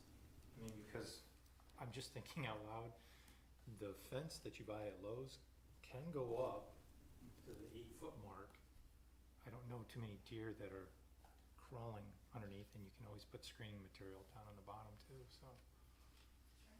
So we talked about tweaking the definition of what a, I'm sorry. No, go ahead. Okay. Go We ahead. talked about tweaking the definition of what a fence is, leaving the regulations for 4 foot in the front and 7 foot in the back, but then allowing for screening for animals. That is something that's like see-through and lightweight, so to your point, you could put it on top of your fence in order to get to the height to be able to, yeah.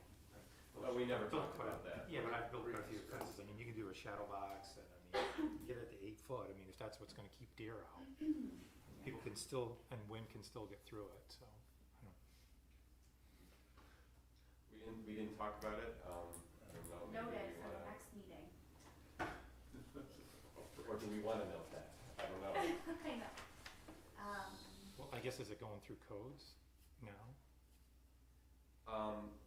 Stephen's just looking to make possible definition tweaks, but there was nothing major that we had really come up against that we wanted to change that's gonna be helpful, because it seems like what some people are taking upon themselves to do isn't something that the code office is gonna go after, unless we start seeing people building compounds around their property. It's really, so, Right. in response to your question, I guess I have no response. Okay. All right, yes. Chris has something. Oh, yes. Regarding fencing, I just want to mention that the Sport Wilcox Apple Orchard, we are planning to put in an 8-foot tall fence. Uh-oh. But is it, can you see through it, Chris? It's That's not kind of my very point fancy, about you'll all be this. able to see is through it. There's nothing wrong with going to 8 foot if you can Yeah. see through High it. too, right? I understand what you're saying. Stockade fence is 7 foot tall. You can't see through it, but what they're gonna be doing and others do, you Well, there was see a through whole discussion too, Len, about what's permanent and what's not permanent, so right. this will be interesting, knowing that and seeing what Stephen comes forward for Yeah. us to look at too, so yeah, I guess this isn't all. Because it's permanent, but it Sorry. doesn't impair Yeah. visibility, which is Sorry, really not sorry. critical. Right, but I mean, I live right next to Oh, I know. Harvard College, so, you know, my wife is out there with it, I think it's called tulle, it's the white screening material, that's what she puts over all her shrubs. But I really don't wanna build a stockade around our property. Okay, moving on, unless there's something else on this, I appreciate the team effort on it, and we'll move on to Councilmember Lepari Shu and the report on the finance and resources. Okay, so finance met on September 14th. Everything from the finance committee meeting made it to the agenda. Motion 4 is regarding joining the health insurance financing. Why can't I say Cayuga? I'm from Oneonta. Cayuga County Consortium, because it's 3 C's in a row. We discussed some of the details of that, and one of the benefits to, well, I should say this. This will reflect, joining this consortium will reflect an approximate 10% reduction in costs, or about $388,000. There will be a reduction in cost, but we'll offer the same level of service, and there's a 3-year minimum for membership, and we will also receive 2 seats on the board of the consortium. Motions 5, 6, and 7 are regarding the DPW organizational changes, which we discussed at the meeting and how that's going to impact things going forward. You have appointments for the Parks, Buildings, and Grounds Supervisor, and I'll just say that I was very excited to see this, so I think this is someone who really is great. Okay, there's a lab tech at the water treatment plant, and then also water treatment plant operator trainee. Motion 8 is with regard to the Fort Block development. It is about an easement for public access on the sidewalk around the building into Muller Plaza. The hotel, the Marks, previously had granted that building an easement for that sidewalk. They're able to extend the easement to the city. We also discussed potential additional funding for the Fort Block development. Motion 11 is on the discussion agenda, so I'm not going in order for you, I'm going in order for me. We discussed some issues of the public safety building. There are some HVAC issues and the current equipment supplier is just not cutting it. We did get an estimate and there is some money budgeted for this, but we'll need to take an additional approximately $40,000 plus contingency. There was a suggestion to look into getting non-proprietary equipment, but we don't have the internal capacity to facilitate that. Actually, I didn't read that motion.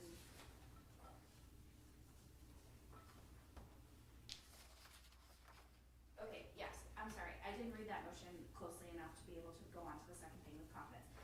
There's water coming into the dispatch on the fire department side of the building, so you'll see that in that motion as well. Motion number 9 is the gift of what we thought was approximately 75 brand new folding chairs, but it's actually 125, I think.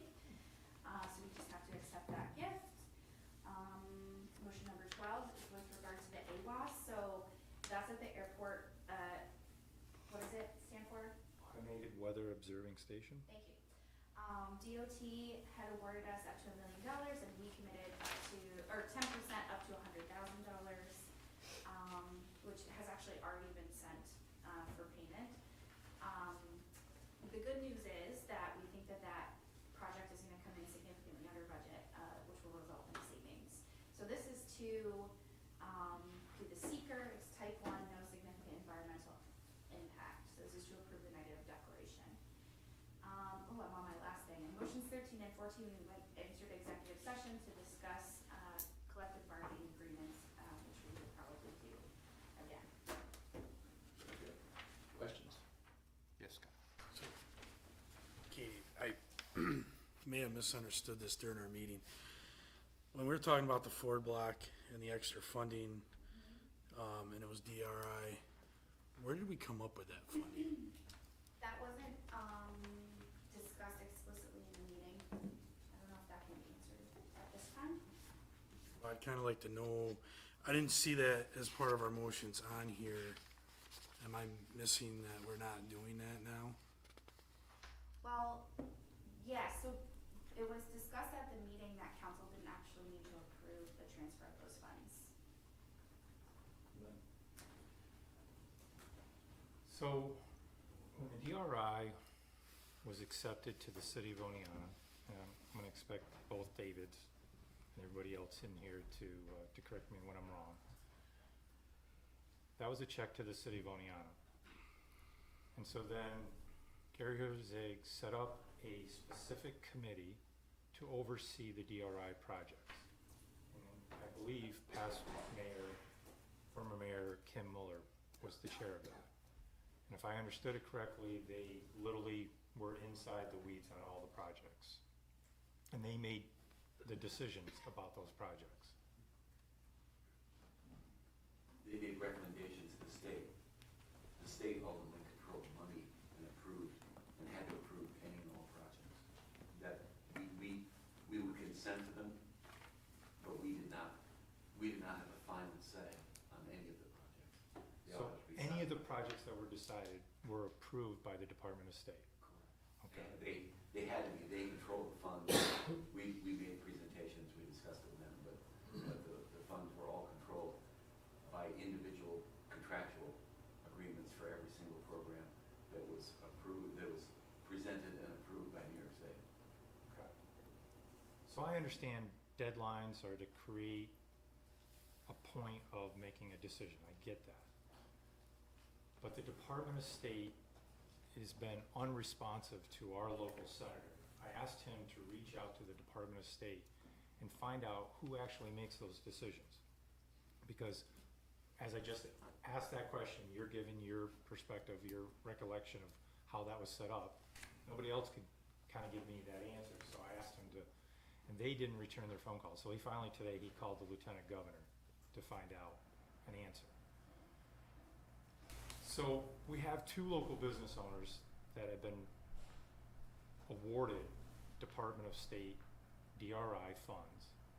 And this has been ongoing, and I have not been participating in all the conversations. I think there was some miscommunication along the line. And as of late, I know that these two business owners, property owners, communicated with most of us in this council. And I think most of us want to see these young people doing their projects.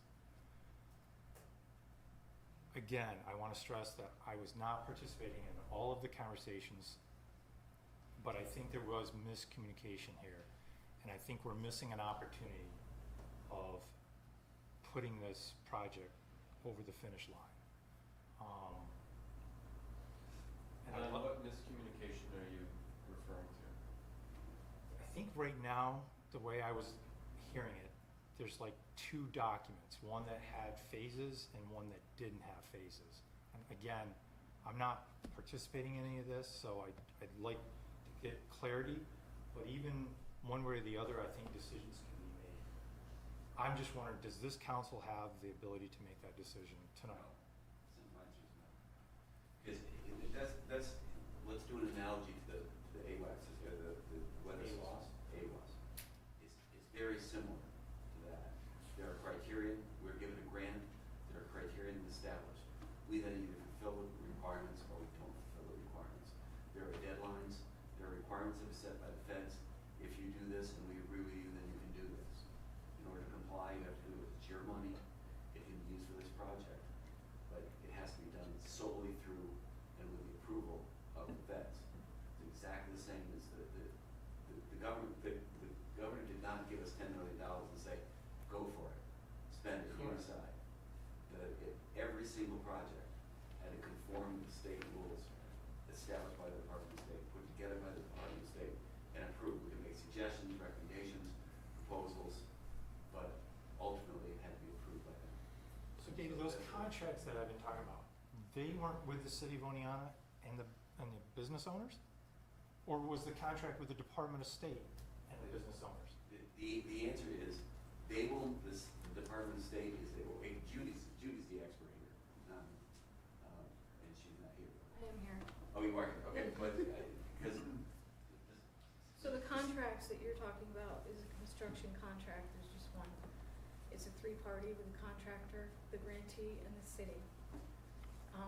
That was approved by the state funding agency, which is Homes and Community Renewal, and Department of State has the ultimate authority over all of the money. So the phase project was approved by the state, that's the only way they want to move forward with that project. There was no miscommunication. Let's be very clear. About the phases. About the phases, about what was expected. But then we shifted, I don't know, like a month ago, whatever it was, whatever time period. But then we went into the HCR, That's the that funding wasn't agency. part of the original contract, right? Then we introduced So the the HCR? city did not award a short-term loan because it put the city at too much of a risk. So the state on this one project, out of, I believe, all of the DRI projects in the state offered a payment plan based on incurred costs. And that was in the final version of the construction contract that was sent out in August. So they still had to do the phases, and then, what, the invoices changed? I mean, how did the HCR make it? HCR gave them a really positive payment plan in which the grantee would submit the invoices from the contractor on an incurred basis to the city, and the city would send that to the state and get the wire transfer and then reimburse back the grantee. It was a pretty fabulous offer from the state to help this project move forward. And Judy, when that happened, the city would have 5 days to then issue the check, It would right? take the state 6 to 8 weeks to process the wire transfer, and then the city would get the wire transfer and have 5 days. So it would be like a 7 to 9 week time frame. That was longer. But than it's I better was- than having to put the money out and get reimbursed, halfway or quarter way through the project. Right. And the phasing was offered and put in place by the city because we had some issues with the construction cost estimates on the interior of the buildings. So, and this is Stephen's suggestion back in February to the grantee. Basically, if they did the phasing, it would have been for the 2 exteriors of the building, and a small allowance to allow them to do some demo so the contractor could come in and get behind the walls and the ceilings, so he could get the subcontractors in place for the plumbing and electric and confirm their estimates, because he hadn't done that. Those contractors have to be approved by the city. He hadn't done that, so that's really important for us to know what those costs are. So we offered the phasing so that they could go ahead and get their building permits and start work while they sorted out those cost estimates on the interior. It was to help them. Otherwise, they couldn't get the building permits until all of that was sorted out on the codes. And again, not participating in these meetings when you guys are, but you were explaining this to those parties? Yes. It's in the phase, it's in the construction contract. As a reason why the phases are explained. It was explained on the phone call. It was explained in a couple of different meetings that we had. We thought we had their go-ahead verbally, could not get their go-ahead in writing, and then they said they didn't want the money in writing. They didn't want the money, or that they couldn't sign the contracts as of that date? Well, that was the deadline to sign the contracts. So did we enforce the deadline? Yes. For the first time in 4.5 years. I guess that's just the part for me that I get just a little confused on, that we have authority in some areas, but we don't have full authority, that the Department of State supersedes us. We could not move forward with that project. We're under a timeline with the state to get these projects completed. And we had a grantee that would not move forward with the project. So how long does the new one? And that was 4.5 years. How long does the new one have? We don't have a new deadline on that yet, because we still have one project that needs to get started, and we're waiting on that one for the Restore New York grant. So that's just getting started, and we're getting a timeline in place. And had that grantee that declined the money, had they moved forward with their project, they would have had a similar time frame to get it done. Is there a window for the grantee to participate with that money now?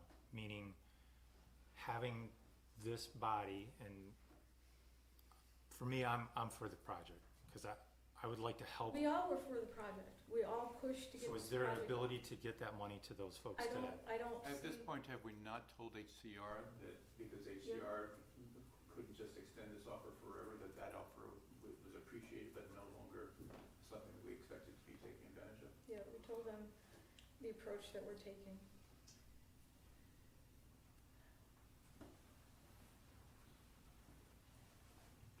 I'm only one voice, but I mean, if anybody else would like to help out, I'd appreciate it. So, just back to, so the monies that we're not taking for this project, did the state take that money back, or is it being Well, granted? let me back up to our committee. So our committee was disbanded because their purpose was ended quite a while ago. Once we had all the awards out, all the scope of works that they wanted to see done were expressed to the grantees. And then we were really rolling into the administration and implementation end of things, so that committee was disbanded. Before it disbanded, and I have to back up a little further. We had phase 1 of the grant that did not get enough upper floor housing projects in it, and we had money remaining. So the state made us do a round 2 with the remaining money at that time.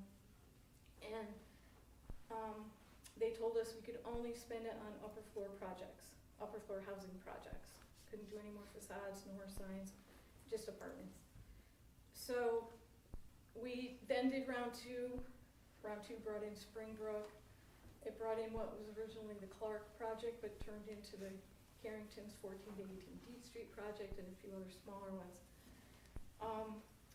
During discussions about how to award the round 2 funding, it was decided that any remaining funding after that would go to the Springbrook project and what was originally the Clark project, but now is Carrington's 14 to 18 D Street. We did not give any of this additional money to, and that was approved by the state as well. We didn't allocate any of this money to the Carrington project because they have a $900,000 restore grant and a $275,000 DRI grant, so we felt that we had helped them enough, so Springbrook was chosen. But that was already decided by the committee a couple of years ago, that that's what would happen with the money, if we ended up with extra money. That was to prevent it from going back to the state, so Yes. it stayed here. State doesn't want it, they want us to spend it here Okay. in the city. I'm just trying to process, because a lot of this happened before we got up here in council. So, and I guess, so the deadline, like Len was talking about, there's no way the state, if we still have the money, we can't make one more, say this is it, you're gonna have to. If the grantee wanted to sign the documents tomorrow, is it possible? But why didn't they want to sign the documents when we gave them deadline after deadline after deadline for the And past the other issue is, 6 months? let me just just to reiterate, we've lost the HCR component of this, which is a huge piece. It's the HCR, I guess, I'm not. That's the invoicing thing? Yes, that's essentially where, in lieu of a short-term loan, they were going to step in and provide that kind of assistance.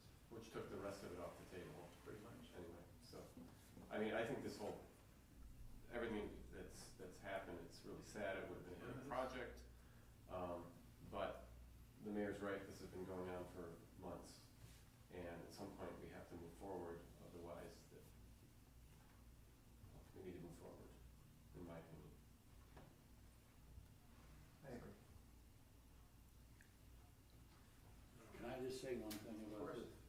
I've looked at the design, and this would be the crown jewel of our downtown revitalization. And instead of a crown jewel, we've just got a cavity right now. If there's any way we could get an independent mediator between the city and the time has passed. Right. And we're not intransigent here. This is the Department of State. There are any number of things that we're dealing with, and in fact, components of this that now they've been removed from the table. I appreciate where you are on this, and boy, you're 100% right. It's a beautiful project, and we would love to see it done. If we wanna see it done, I mean, one last ditch effort to talk to Department of State and the people, see if there's one being the last carrot. I mean, does the majority of council feel like that's something that we wanna see try and happen? Personally, as a downtown representative, I would prefer to see a project like this with local people happen rather than the money be handed off to Springbrook. I mean, I realize that things have been set in place and this is kind of where we're at, but if there's anything that can be done to move that forward, it would just, it fills a hole, a big hole on Main Street. Yeah. And makes those The issue doesn't change the fact that, and if there's anybody around this dais that wants to see this project done, it's me, and I've communicated that, multiple times. But there are things in place that cannot be removed. The phasing is something that is a non-starter for the business owners and apparently for the contractor. And we don't have a choice about that. We just don't have a choice about that. And the HCR funding has been removed from the equation, so now there's no short-term loan option. And so I just don't see how this can move forward. I don't think it's hard to ask the state for one. Yeah. We ask them all the time for stuff. I mean, one more, they can come back and say no, then we already know it is what it is. Judy, is that possible to ask HCR to put that on the table? I just don't know how we can go back with a grantee that will not sign a contract and has not signed that since it was put on the table in March. I'm willing to be the intermittent, the medium, if that's what it takes to get this done, but I think we're there. But Hold on a second. I think we have entrusted the DRI project with our city staff, the our city attorney for years now. And they have worked on all of these projects for years. And this in particular project for months and months and months. And this is, I mean, we're sitting around the table with bits of information trying to overrule the work they've done. Like, who do we think we are? I think we're finding out as a I'm not, no, council. you're not an expert in this. I'm not an expert in this. They're the experts. Right, we're And you're talking telling them about they're wrong. No, I'm not telling them wrong. And what are you telling them? I'm You wanna telling go you back to that the the state grantee, and redo all this? Come on. Mayor, may I recommend we move on? I mean, Mark, but can I ask, I am him here, so I'm not just like am I able to speak? I'm not gonna take much time. Okay, I'm not gonna take much time. I recognize, and I do appreciate everybody's work, and you know what, Dave, everybody is working very hard on my project, and I do appreciate it, and I do recognize there's ups and downs, and sometimes we don't all get along, we don't all understand, or we don't all agree on everything.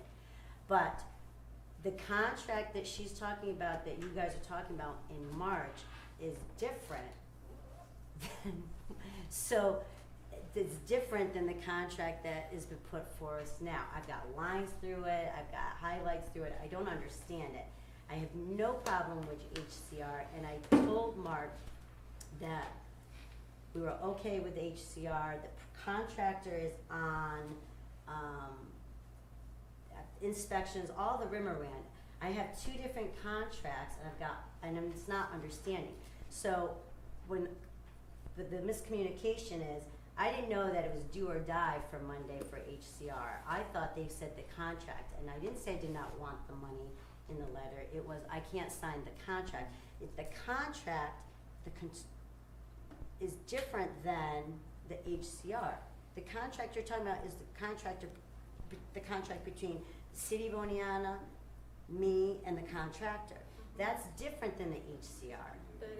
That's the construction So that's contract. where the confusion, so when I reached out to council members, that's the confusion, that's the miscommunication. So to the points, yes, and I did speak to everybody in length, yes, that, I didn't say I didn't want the money, I didn't say I'm not doing this project, and I did say I'm okay with all that. There were some hangups on the phasing, and I recognize now actually I still don't understand with that contract, cause I have two different contracts. Well, you have one from March that was based on our conference call that we had, and there's agreement at the end of that that we were gonna do the phasing so that the building permits could allow you to start. So that was in March. Then we met in June. You had some revisions you wanted us to put in, which we did. So we sent that to you in June. So that was the second version of it. And then in August, we offered you the state's offer of the, instead of doing 4 payments or 4 reimbursement requests on the phases, the state offered to do the incurred payments, and that was the third version. So you've had the contract Correct, so itself that you refused to HCR sign. is different than So, the I contract. appreciate that. So, But you understand what I'm saying? That's where the hang-up I think is. I hear what It you're wasn't that, no, we're not doing the project, no, we don't want the money. It is, Anna, I hear what you're saying. which one am I signing? And we met with you and with Jim on Friday, a week and change ago. And It's as you left- confused that but- then, but- day But two. Jim said repeatedly, just pull the funding, and I said, please take a couple of days. All we need to know is that you were looking to actually pursue and sign the contract as it was presented, which included the phasing, and that you would, you'd get the contractor to sign as well, so that you had that, and that you would get estimates, so that we could determine the second, phase and the scope of work, because estimates With are a gonna have different to fall within contract, with a different contract. With subcontractors that were. Different approved by the contract. state. And- So, and Jim just was- so that and- we're and Jim clear, was- I understand, I understand, but Right, just right. to be So- clear, he didn't, I understand, I know how wording works. you know, the meeting was a little bit more in-depth, and we don't need to get into it in No, a public no. here, okay? But Jim was But it very- was, he said, if your plan is not to give us the money or to call that for money, then that's one thing. But I said the contractor is on board, and even on my Monday letter, I said, only thing is that we weren't able to sign the contract today. And then I got that letter saying that, so Again. that's why we're here tonight. I appreciate it. Jim was very specific and said repeatedly, just pull the funding. And I Shook your said, hand. if you, I'm sorry? And shook your hand. He shook a number my, of right, times. he said, just, exactly, he was You respectful needed about a it, but he response said on Monday, we justice. gave you a response on Monday, and it didn't say anything of that, it just said that we couldn't sign a contract today. I mean, the meeting was heated, we're not gonna get into it, but the meeting was heated, was a mess, but, you know, I apologize for all that, but that's, you asked for the letter on Monday, and that's what we gave on Monday, it was just saying, I mean, I would like it for the council to go up to bat for me one more time, I mean, we are prepared to do this project, it would be a void on Main Street. Luke? I don't mean to sound like I'm stifled.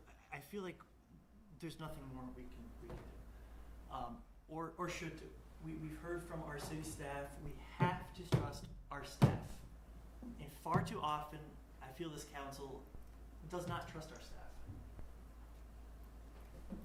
I think this should be the end of it. There is no more reason for discussion. Can I just say something? Yes?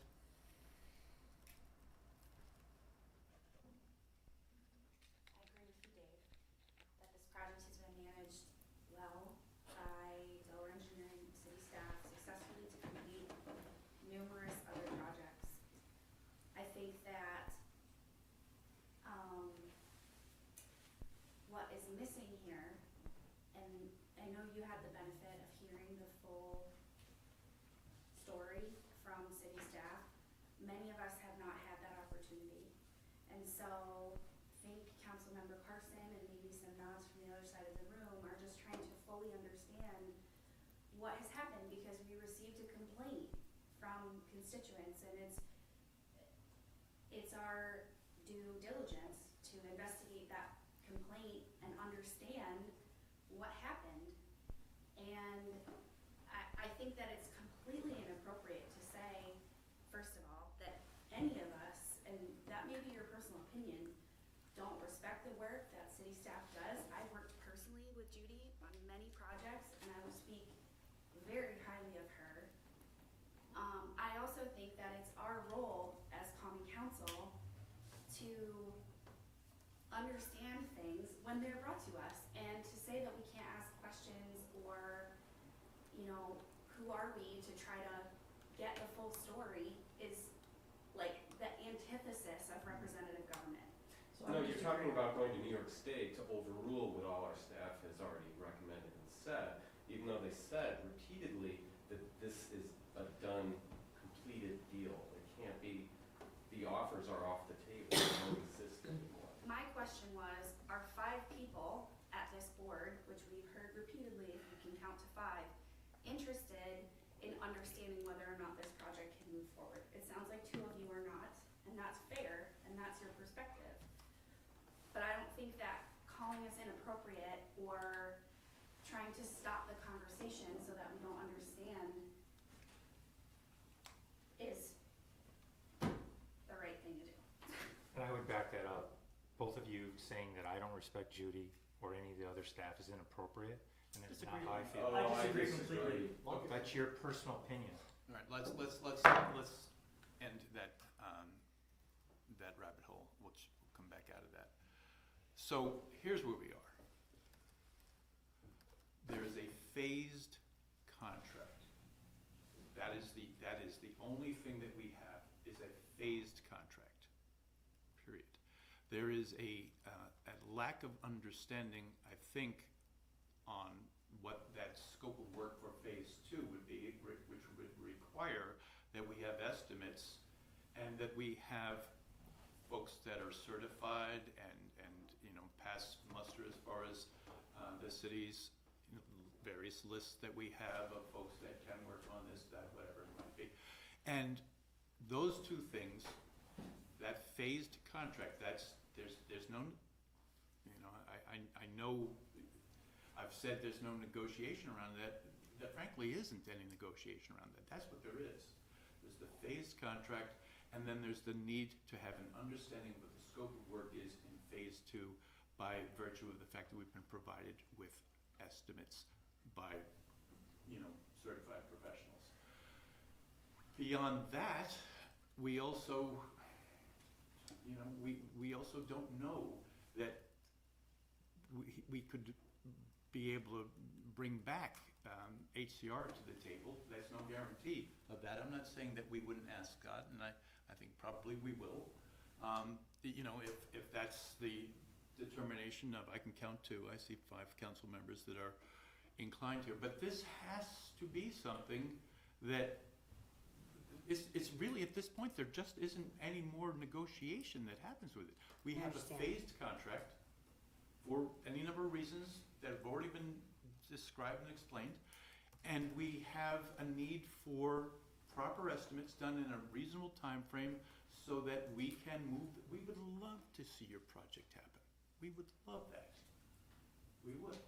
So, council's consensus, I don't know that we need to do anything that looks like a motion, is, I can count, I see 1, 2, 3, 4, 5 folks that would like us to give you the option of reconnecting with us maybe tomorrow, and we'll see where we are, and if it's where we think we are in this moment, we'll try to make things work.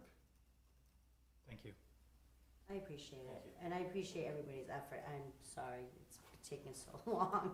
It is very complicated. DRI is very complicated, and I wouldn't come here if I didn't think that it's worth it.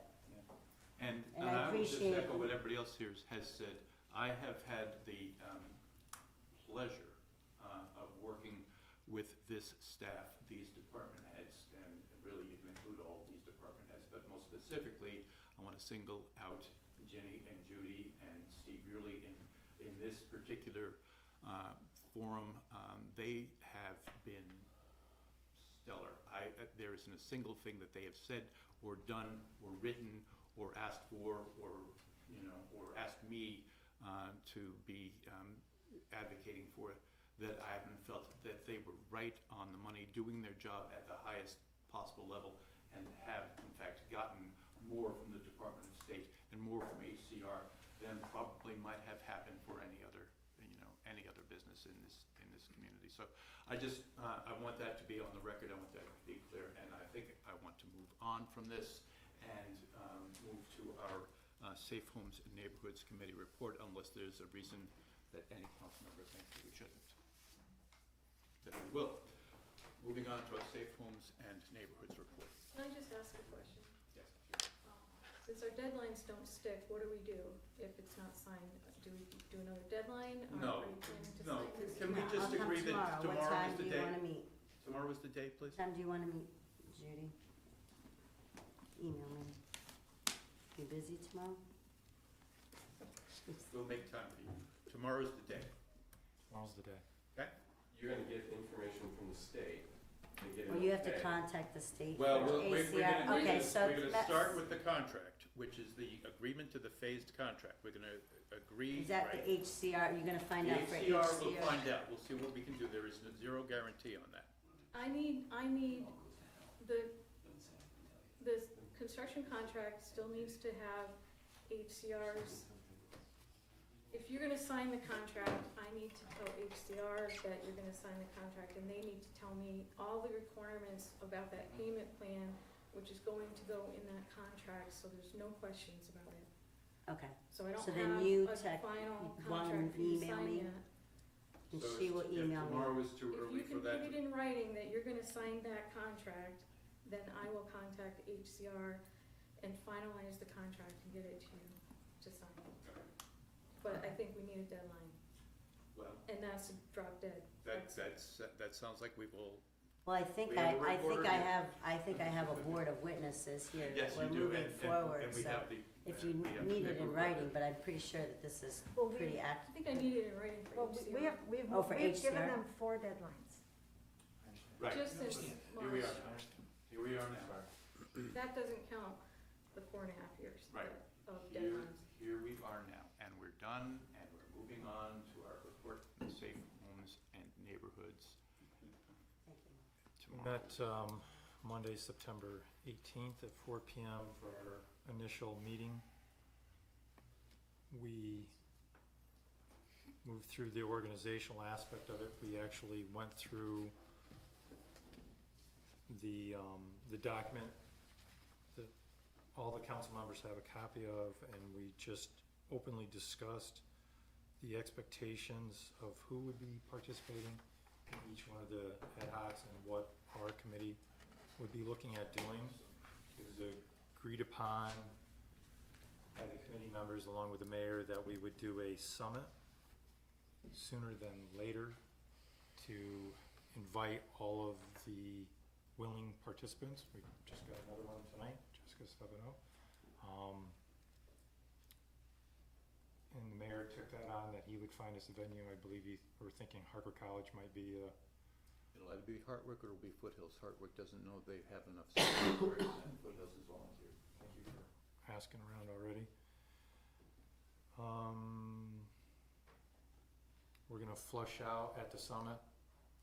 I think we're looking at self-identifying. The individuals that are volunteering to be on the committees would self-identify to the ad hoc committees. Yep. Is there anything else?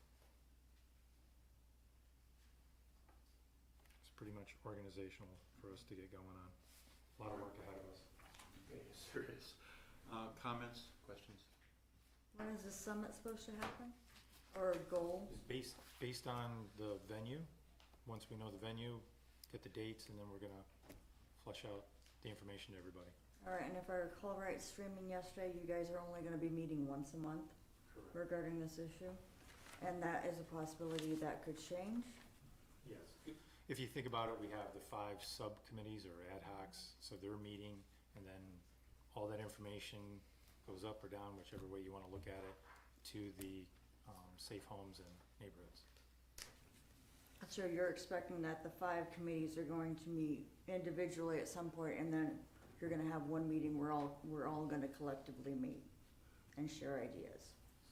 So the information from each one of the ad hoc groups will go to the Safe Homes and Network Committee. And then we're gonna be tracking how that's progressing. Each one of us is identified to at least one of the ad hocs. Plus, there's 2 other committees that are organizational committees that we're gonna be participating in. And one of them is the Community Wellness Committee, that's already a city committee. So there's a lot of meetings. So to think that we can meet more than once, I don't think is realistic. And at this point, I have to kind of contain our questions Sure, and sorry. comments to the council members, but thank you very much. All right, any other comments or questions for Len? Okay. And we will move on to the city administrator's report. We can move on from that. I don't have a report to get tonight. Okay. Can I ask a question, actually? Oh, sure. Has all the pavement marking in the city been completed? No, I don't know exactly what has not been completed, but it's not painted, since I think we pretty much be doing everything that's probably done. Okay. But there's a particular location where there's Thank you. yeah, there's still work. Okay, good to know. Thanks. Okay, and as far as my remarks, I've got a 20-minute speech, but I seem to have misplaced my laptop, so sorry. Sorry. But I do want to say that a week and a half ago Saturday, there was the Grand and Glorious, it's not called a garage sale anymore, but it was grand and it was glorious in the drizzle over at the park. It was David Hayes, being David Hayes, and the Casco Choral Society having a very good day, but that paled in comparison. They did a great job, it was a wonderful day, not to diminish it, but quite honestly, the City of the Hills Festival was just ridiculously great. Business after business that I've spoken with in the last couple of days have reported that they had on Saturday, a little bit on Sunday, but they had on Saturday, in many cases, the best day that they can recall, if not the best day, period, that they ever had. So the foot traffic on Main Street, which is what we are all looking for, the energy on Main Street, which is what we are all looking for, was, you know, proof of concept right there. There it was great. On the 23rd, we will be digging up, I just received, if you sit in a meeting long enough, you'll get messages about other meetings. So I've received word that the OCI committee has approved a grant that will allow the funding of a bunch of volunteers, including college students from both campuses, to be tearing apart and planting the triangle, which is that island at Lettuce Highway and Main Street.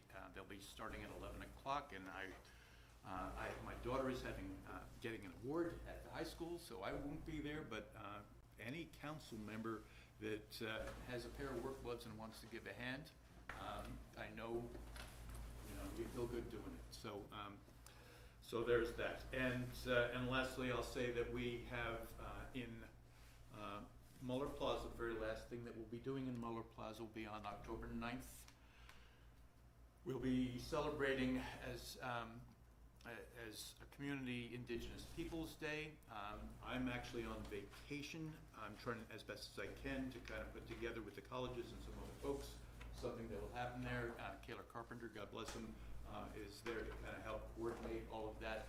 But I'm looking forward to a very nice event in Muller Plaza, and I ask any of you that might have connections, friends who may be able to help us out with that day, that you contact me, and we'll happily incorporate them into the proceeding.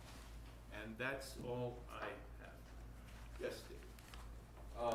First of all, thank you for getting volunteers to weed the triangle. However, again, like I said in the past, I don't think that's a long-term solution. It's not. Hopefully, we won't need a long-term solution with plans, but I still think we should be looking forward to the future of actually hiring somebody that will be doing that throughout the city. Yeah. That type of work.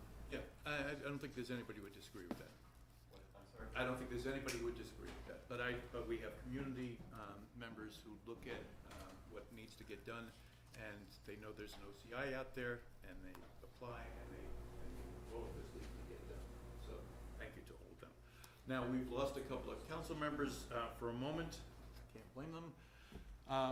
But then we'll move into the consent agenda, I think, when we see at least one of the two come back. All right? Are you talking about the other dates? I'm sorry? You were talking about the other dates? No, I wasn't planning on it. Talk about that stuff another time. Kathy, great seeing you.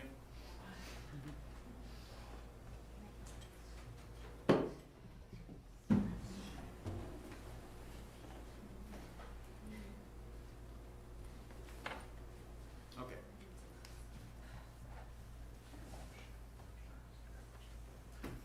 How about I get going on it? By the time they get back, I'll have gotten through the minutes. Luke is back. Oh, there you go. Welcome back. All right. So the consent agenda approval of the minutes. Motion number 1, that the Common Council approves the minutes of the regular meeting held September 5, 2023. Motion number 2, that the Common Council approves the minutes of the special meeting held September 12, 2023. Motion number 3, that the Common Council approves the warrants totaling $201,975.47, and the same be placed on the Director of Finance's desk for payment as presented. And motion number 4, that the Common Council approves the following resolution. Resolution to enter into a municipal cooperation agreement between the City of Oneonta and the Cayuga County, that you did that to me, Katie, Health Insurance Consortium.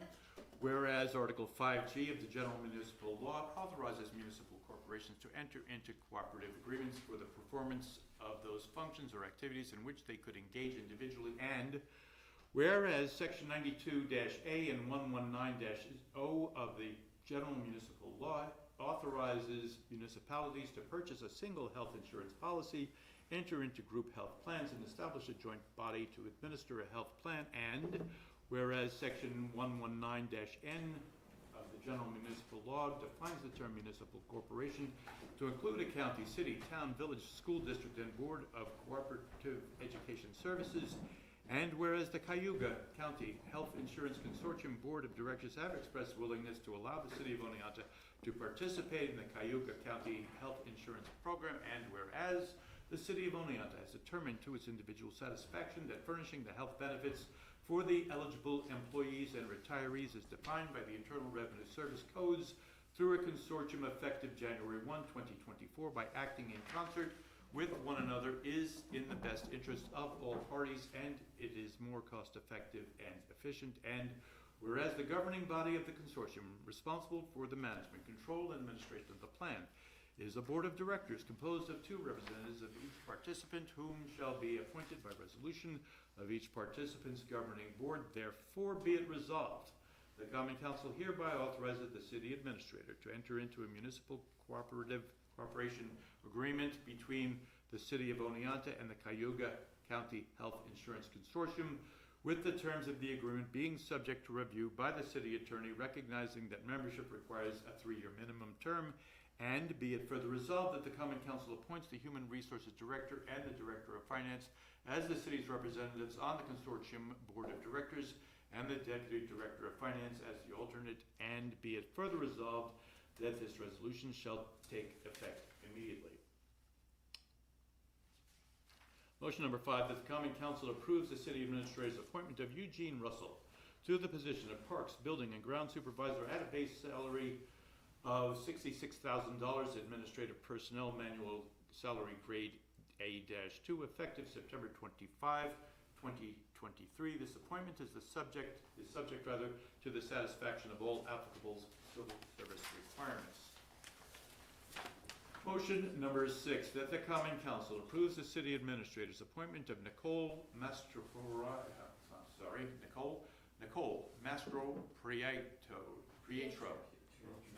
Prietro. Very sorry, Nicole. To the position of laboratory technician at a base salary of $38,392, CSEA salary grade 10, effective September 25, 2023, pursuant to any changes to the negotiated collective bargain agreement taking effect on or before the effective date. The appointment is subject to the satisfaction of all applicable civil service requirements. Motion number 7, that the Common Council approves the city administrator's appointment of Timothy Dresser to the position of water treatment plant operator trainee at a base annual salary of $32,402, CSEA salary grade 6, effective September 25, 2023, pursuant to any changes to the negotiated collective bargaining agreement taking effect on or before the effective date. This appointment is subject to the satisfaction of all applicable civil service requirements.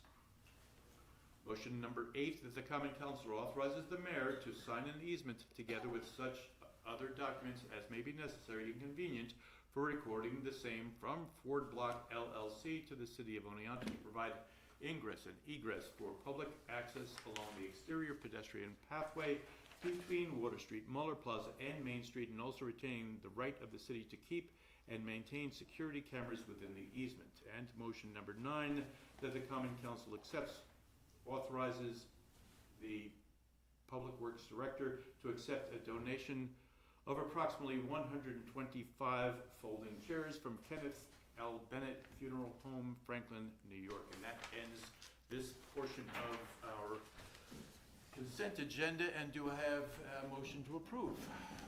Len? You want poll first, right? I'm sorry? Oh, yes. Gosh, I'm so sorry. It's late. Yes, do I have anything to pull? Scott? I'd like to pull number 4, please. Number 4. And do we have anything else that needs to be pulled? Okay. Do I have a motion to approve? Scott, followed by Katie, and if you please take the vote. Please call for it. Yeah. Okay, we have Councilmember Murphy. Aye. Councilmember Davis is not here. Councilmember Berger. Aye. Councilmember Parashur. Aye. Councilmember Carson. Here. Councilmember Perrottet. Yes. Councilmember Overby. It's a big old yes. And Councilmember, All right, so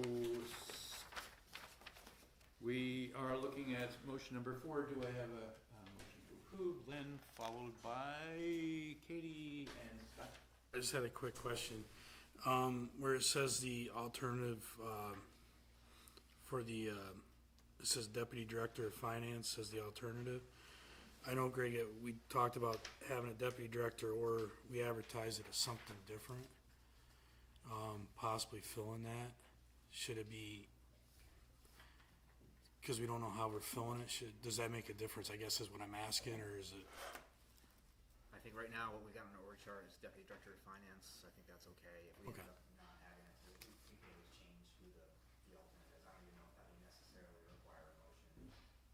We put that in there just to be clear about this is the first time we're doing it. But I think it would be easily addressed if it ended up not being a position we had.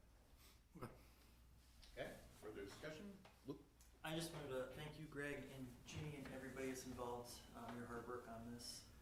It sounds like it's gonna save the city quite a bit of money, so, thank you for your hard work, and, looking forward to voting this, through. All right, Lynn? I'd like to second that. It was a lot of hard work. I know the county wanted to partner with the city and get all the other municipalities in. I hope they have that opportunity also. I don't know the inner workings. I don't know how we got in it. And thank you for getting in it, saving the money. Okay. No further conversation on this. We'll take a vote. Councilmember Murphy? Aye. Councilmember Davies? Councilmember Risberger? Yes. Councilmember Parshu? Aye. Councilmember Harrington? Oh, Carson? I'm so Yes. sorry. Councilmember Harrington? Yes. Councilmember Overby? Yes. Councilmember Falco? All right, and then we move into discussion agenda, discussion and local law amending Chapter C 16, City Administrative Powers and Duties of the Code of the City of Oneonta. This local law was laid electronically on September 11th, 2023. So moved. All right, followed by Lynn and discussion. Just remind us quickly what this one is about again. Streamlining hiring process that, the city, God, I said city attorney, wow. Greg, what are you? You're not city attorney, city administrator. I just want you to know I appreciate it. Everything from deputy, department head down below, budgeted positions. They don't have to bring it forward to the council. They can fill that position and hire it. So I would ask the city attorney if you've got any thoughts relative to this. Does this pass muster for you? I have no problem with it, but this is not a legal question, it's a No, it's philosophical. not a legal It's a question. philosophical question. Well, it's philosophical relative to your kind of riding shotgun on the charter. I think that the reason that you have an administrator is to be able to choose the people that need to be chosen. When politics come into hiring and firing, it becomes problematic. When politics comes into decision-making of this type, it's problematic. So that's my personal opinion, that's not my legal opinion. I appreciate that, and I understand you're not a council member, but I wanted your opinion to be on the record, David. You have it. Katie, who's first? Oh, thanks. I just wanted to say, because we did have 3 of the motions that would be effectively going away, that actually, so 2 of them, motions 6 and 7, are budgeted vacancies, so those 2 would not have appeared on today's agenda if this were to go through. But we just created the title of Parks, Buildings, and Grounds Supervisor, so motion 5 actually still would show up because it's not technically like a budgeted vacancy. So there will still be things like that. Dave? I just want to say that this was originally what was planned when we were rewriting the charter, and it got changed.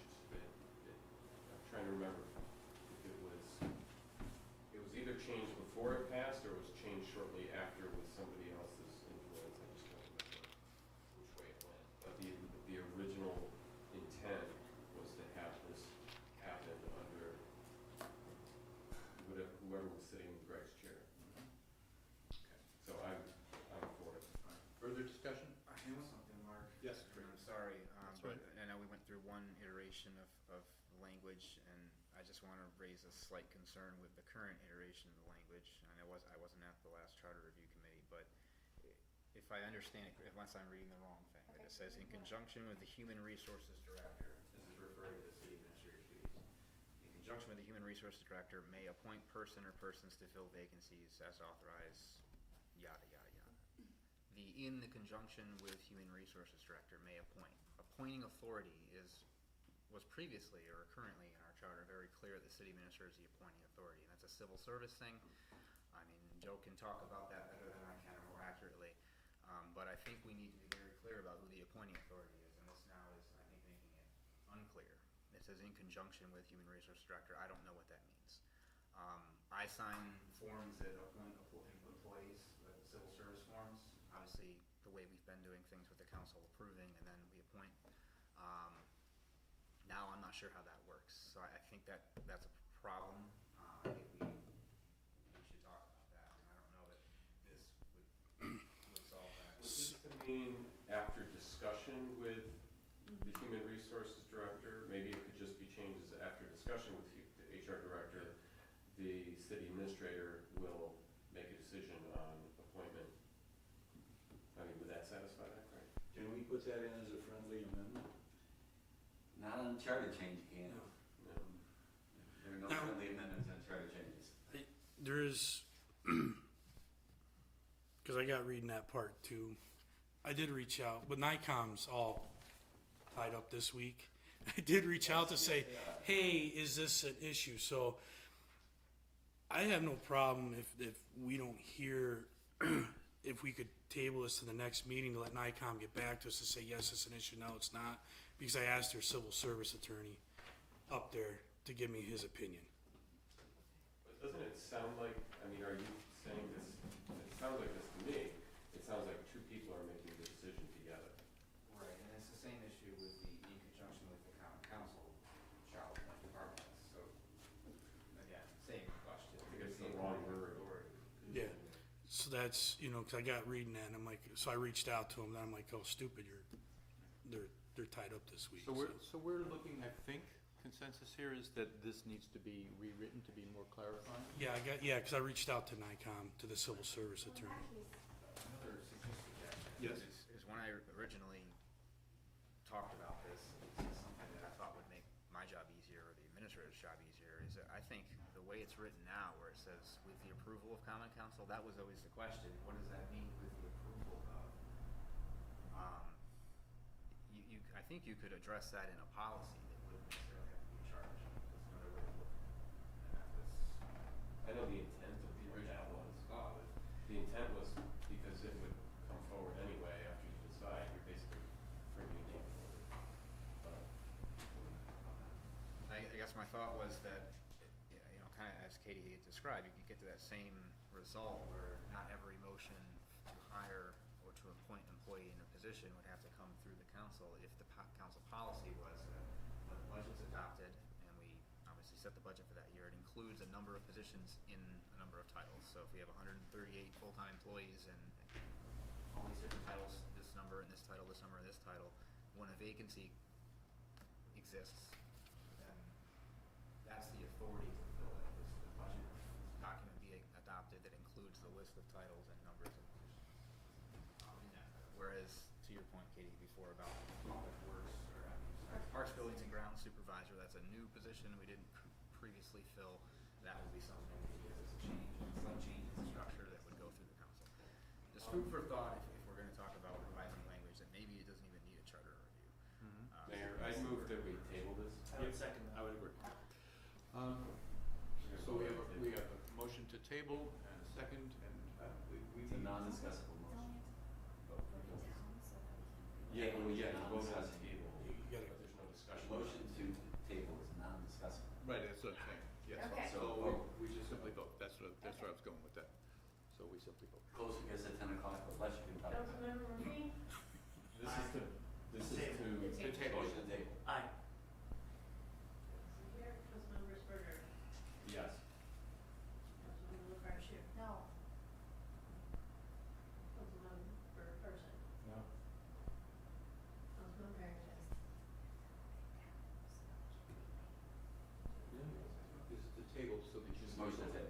table so we could, okay, yes. Yes. Yes. Okay, so motion carries to table, we'll,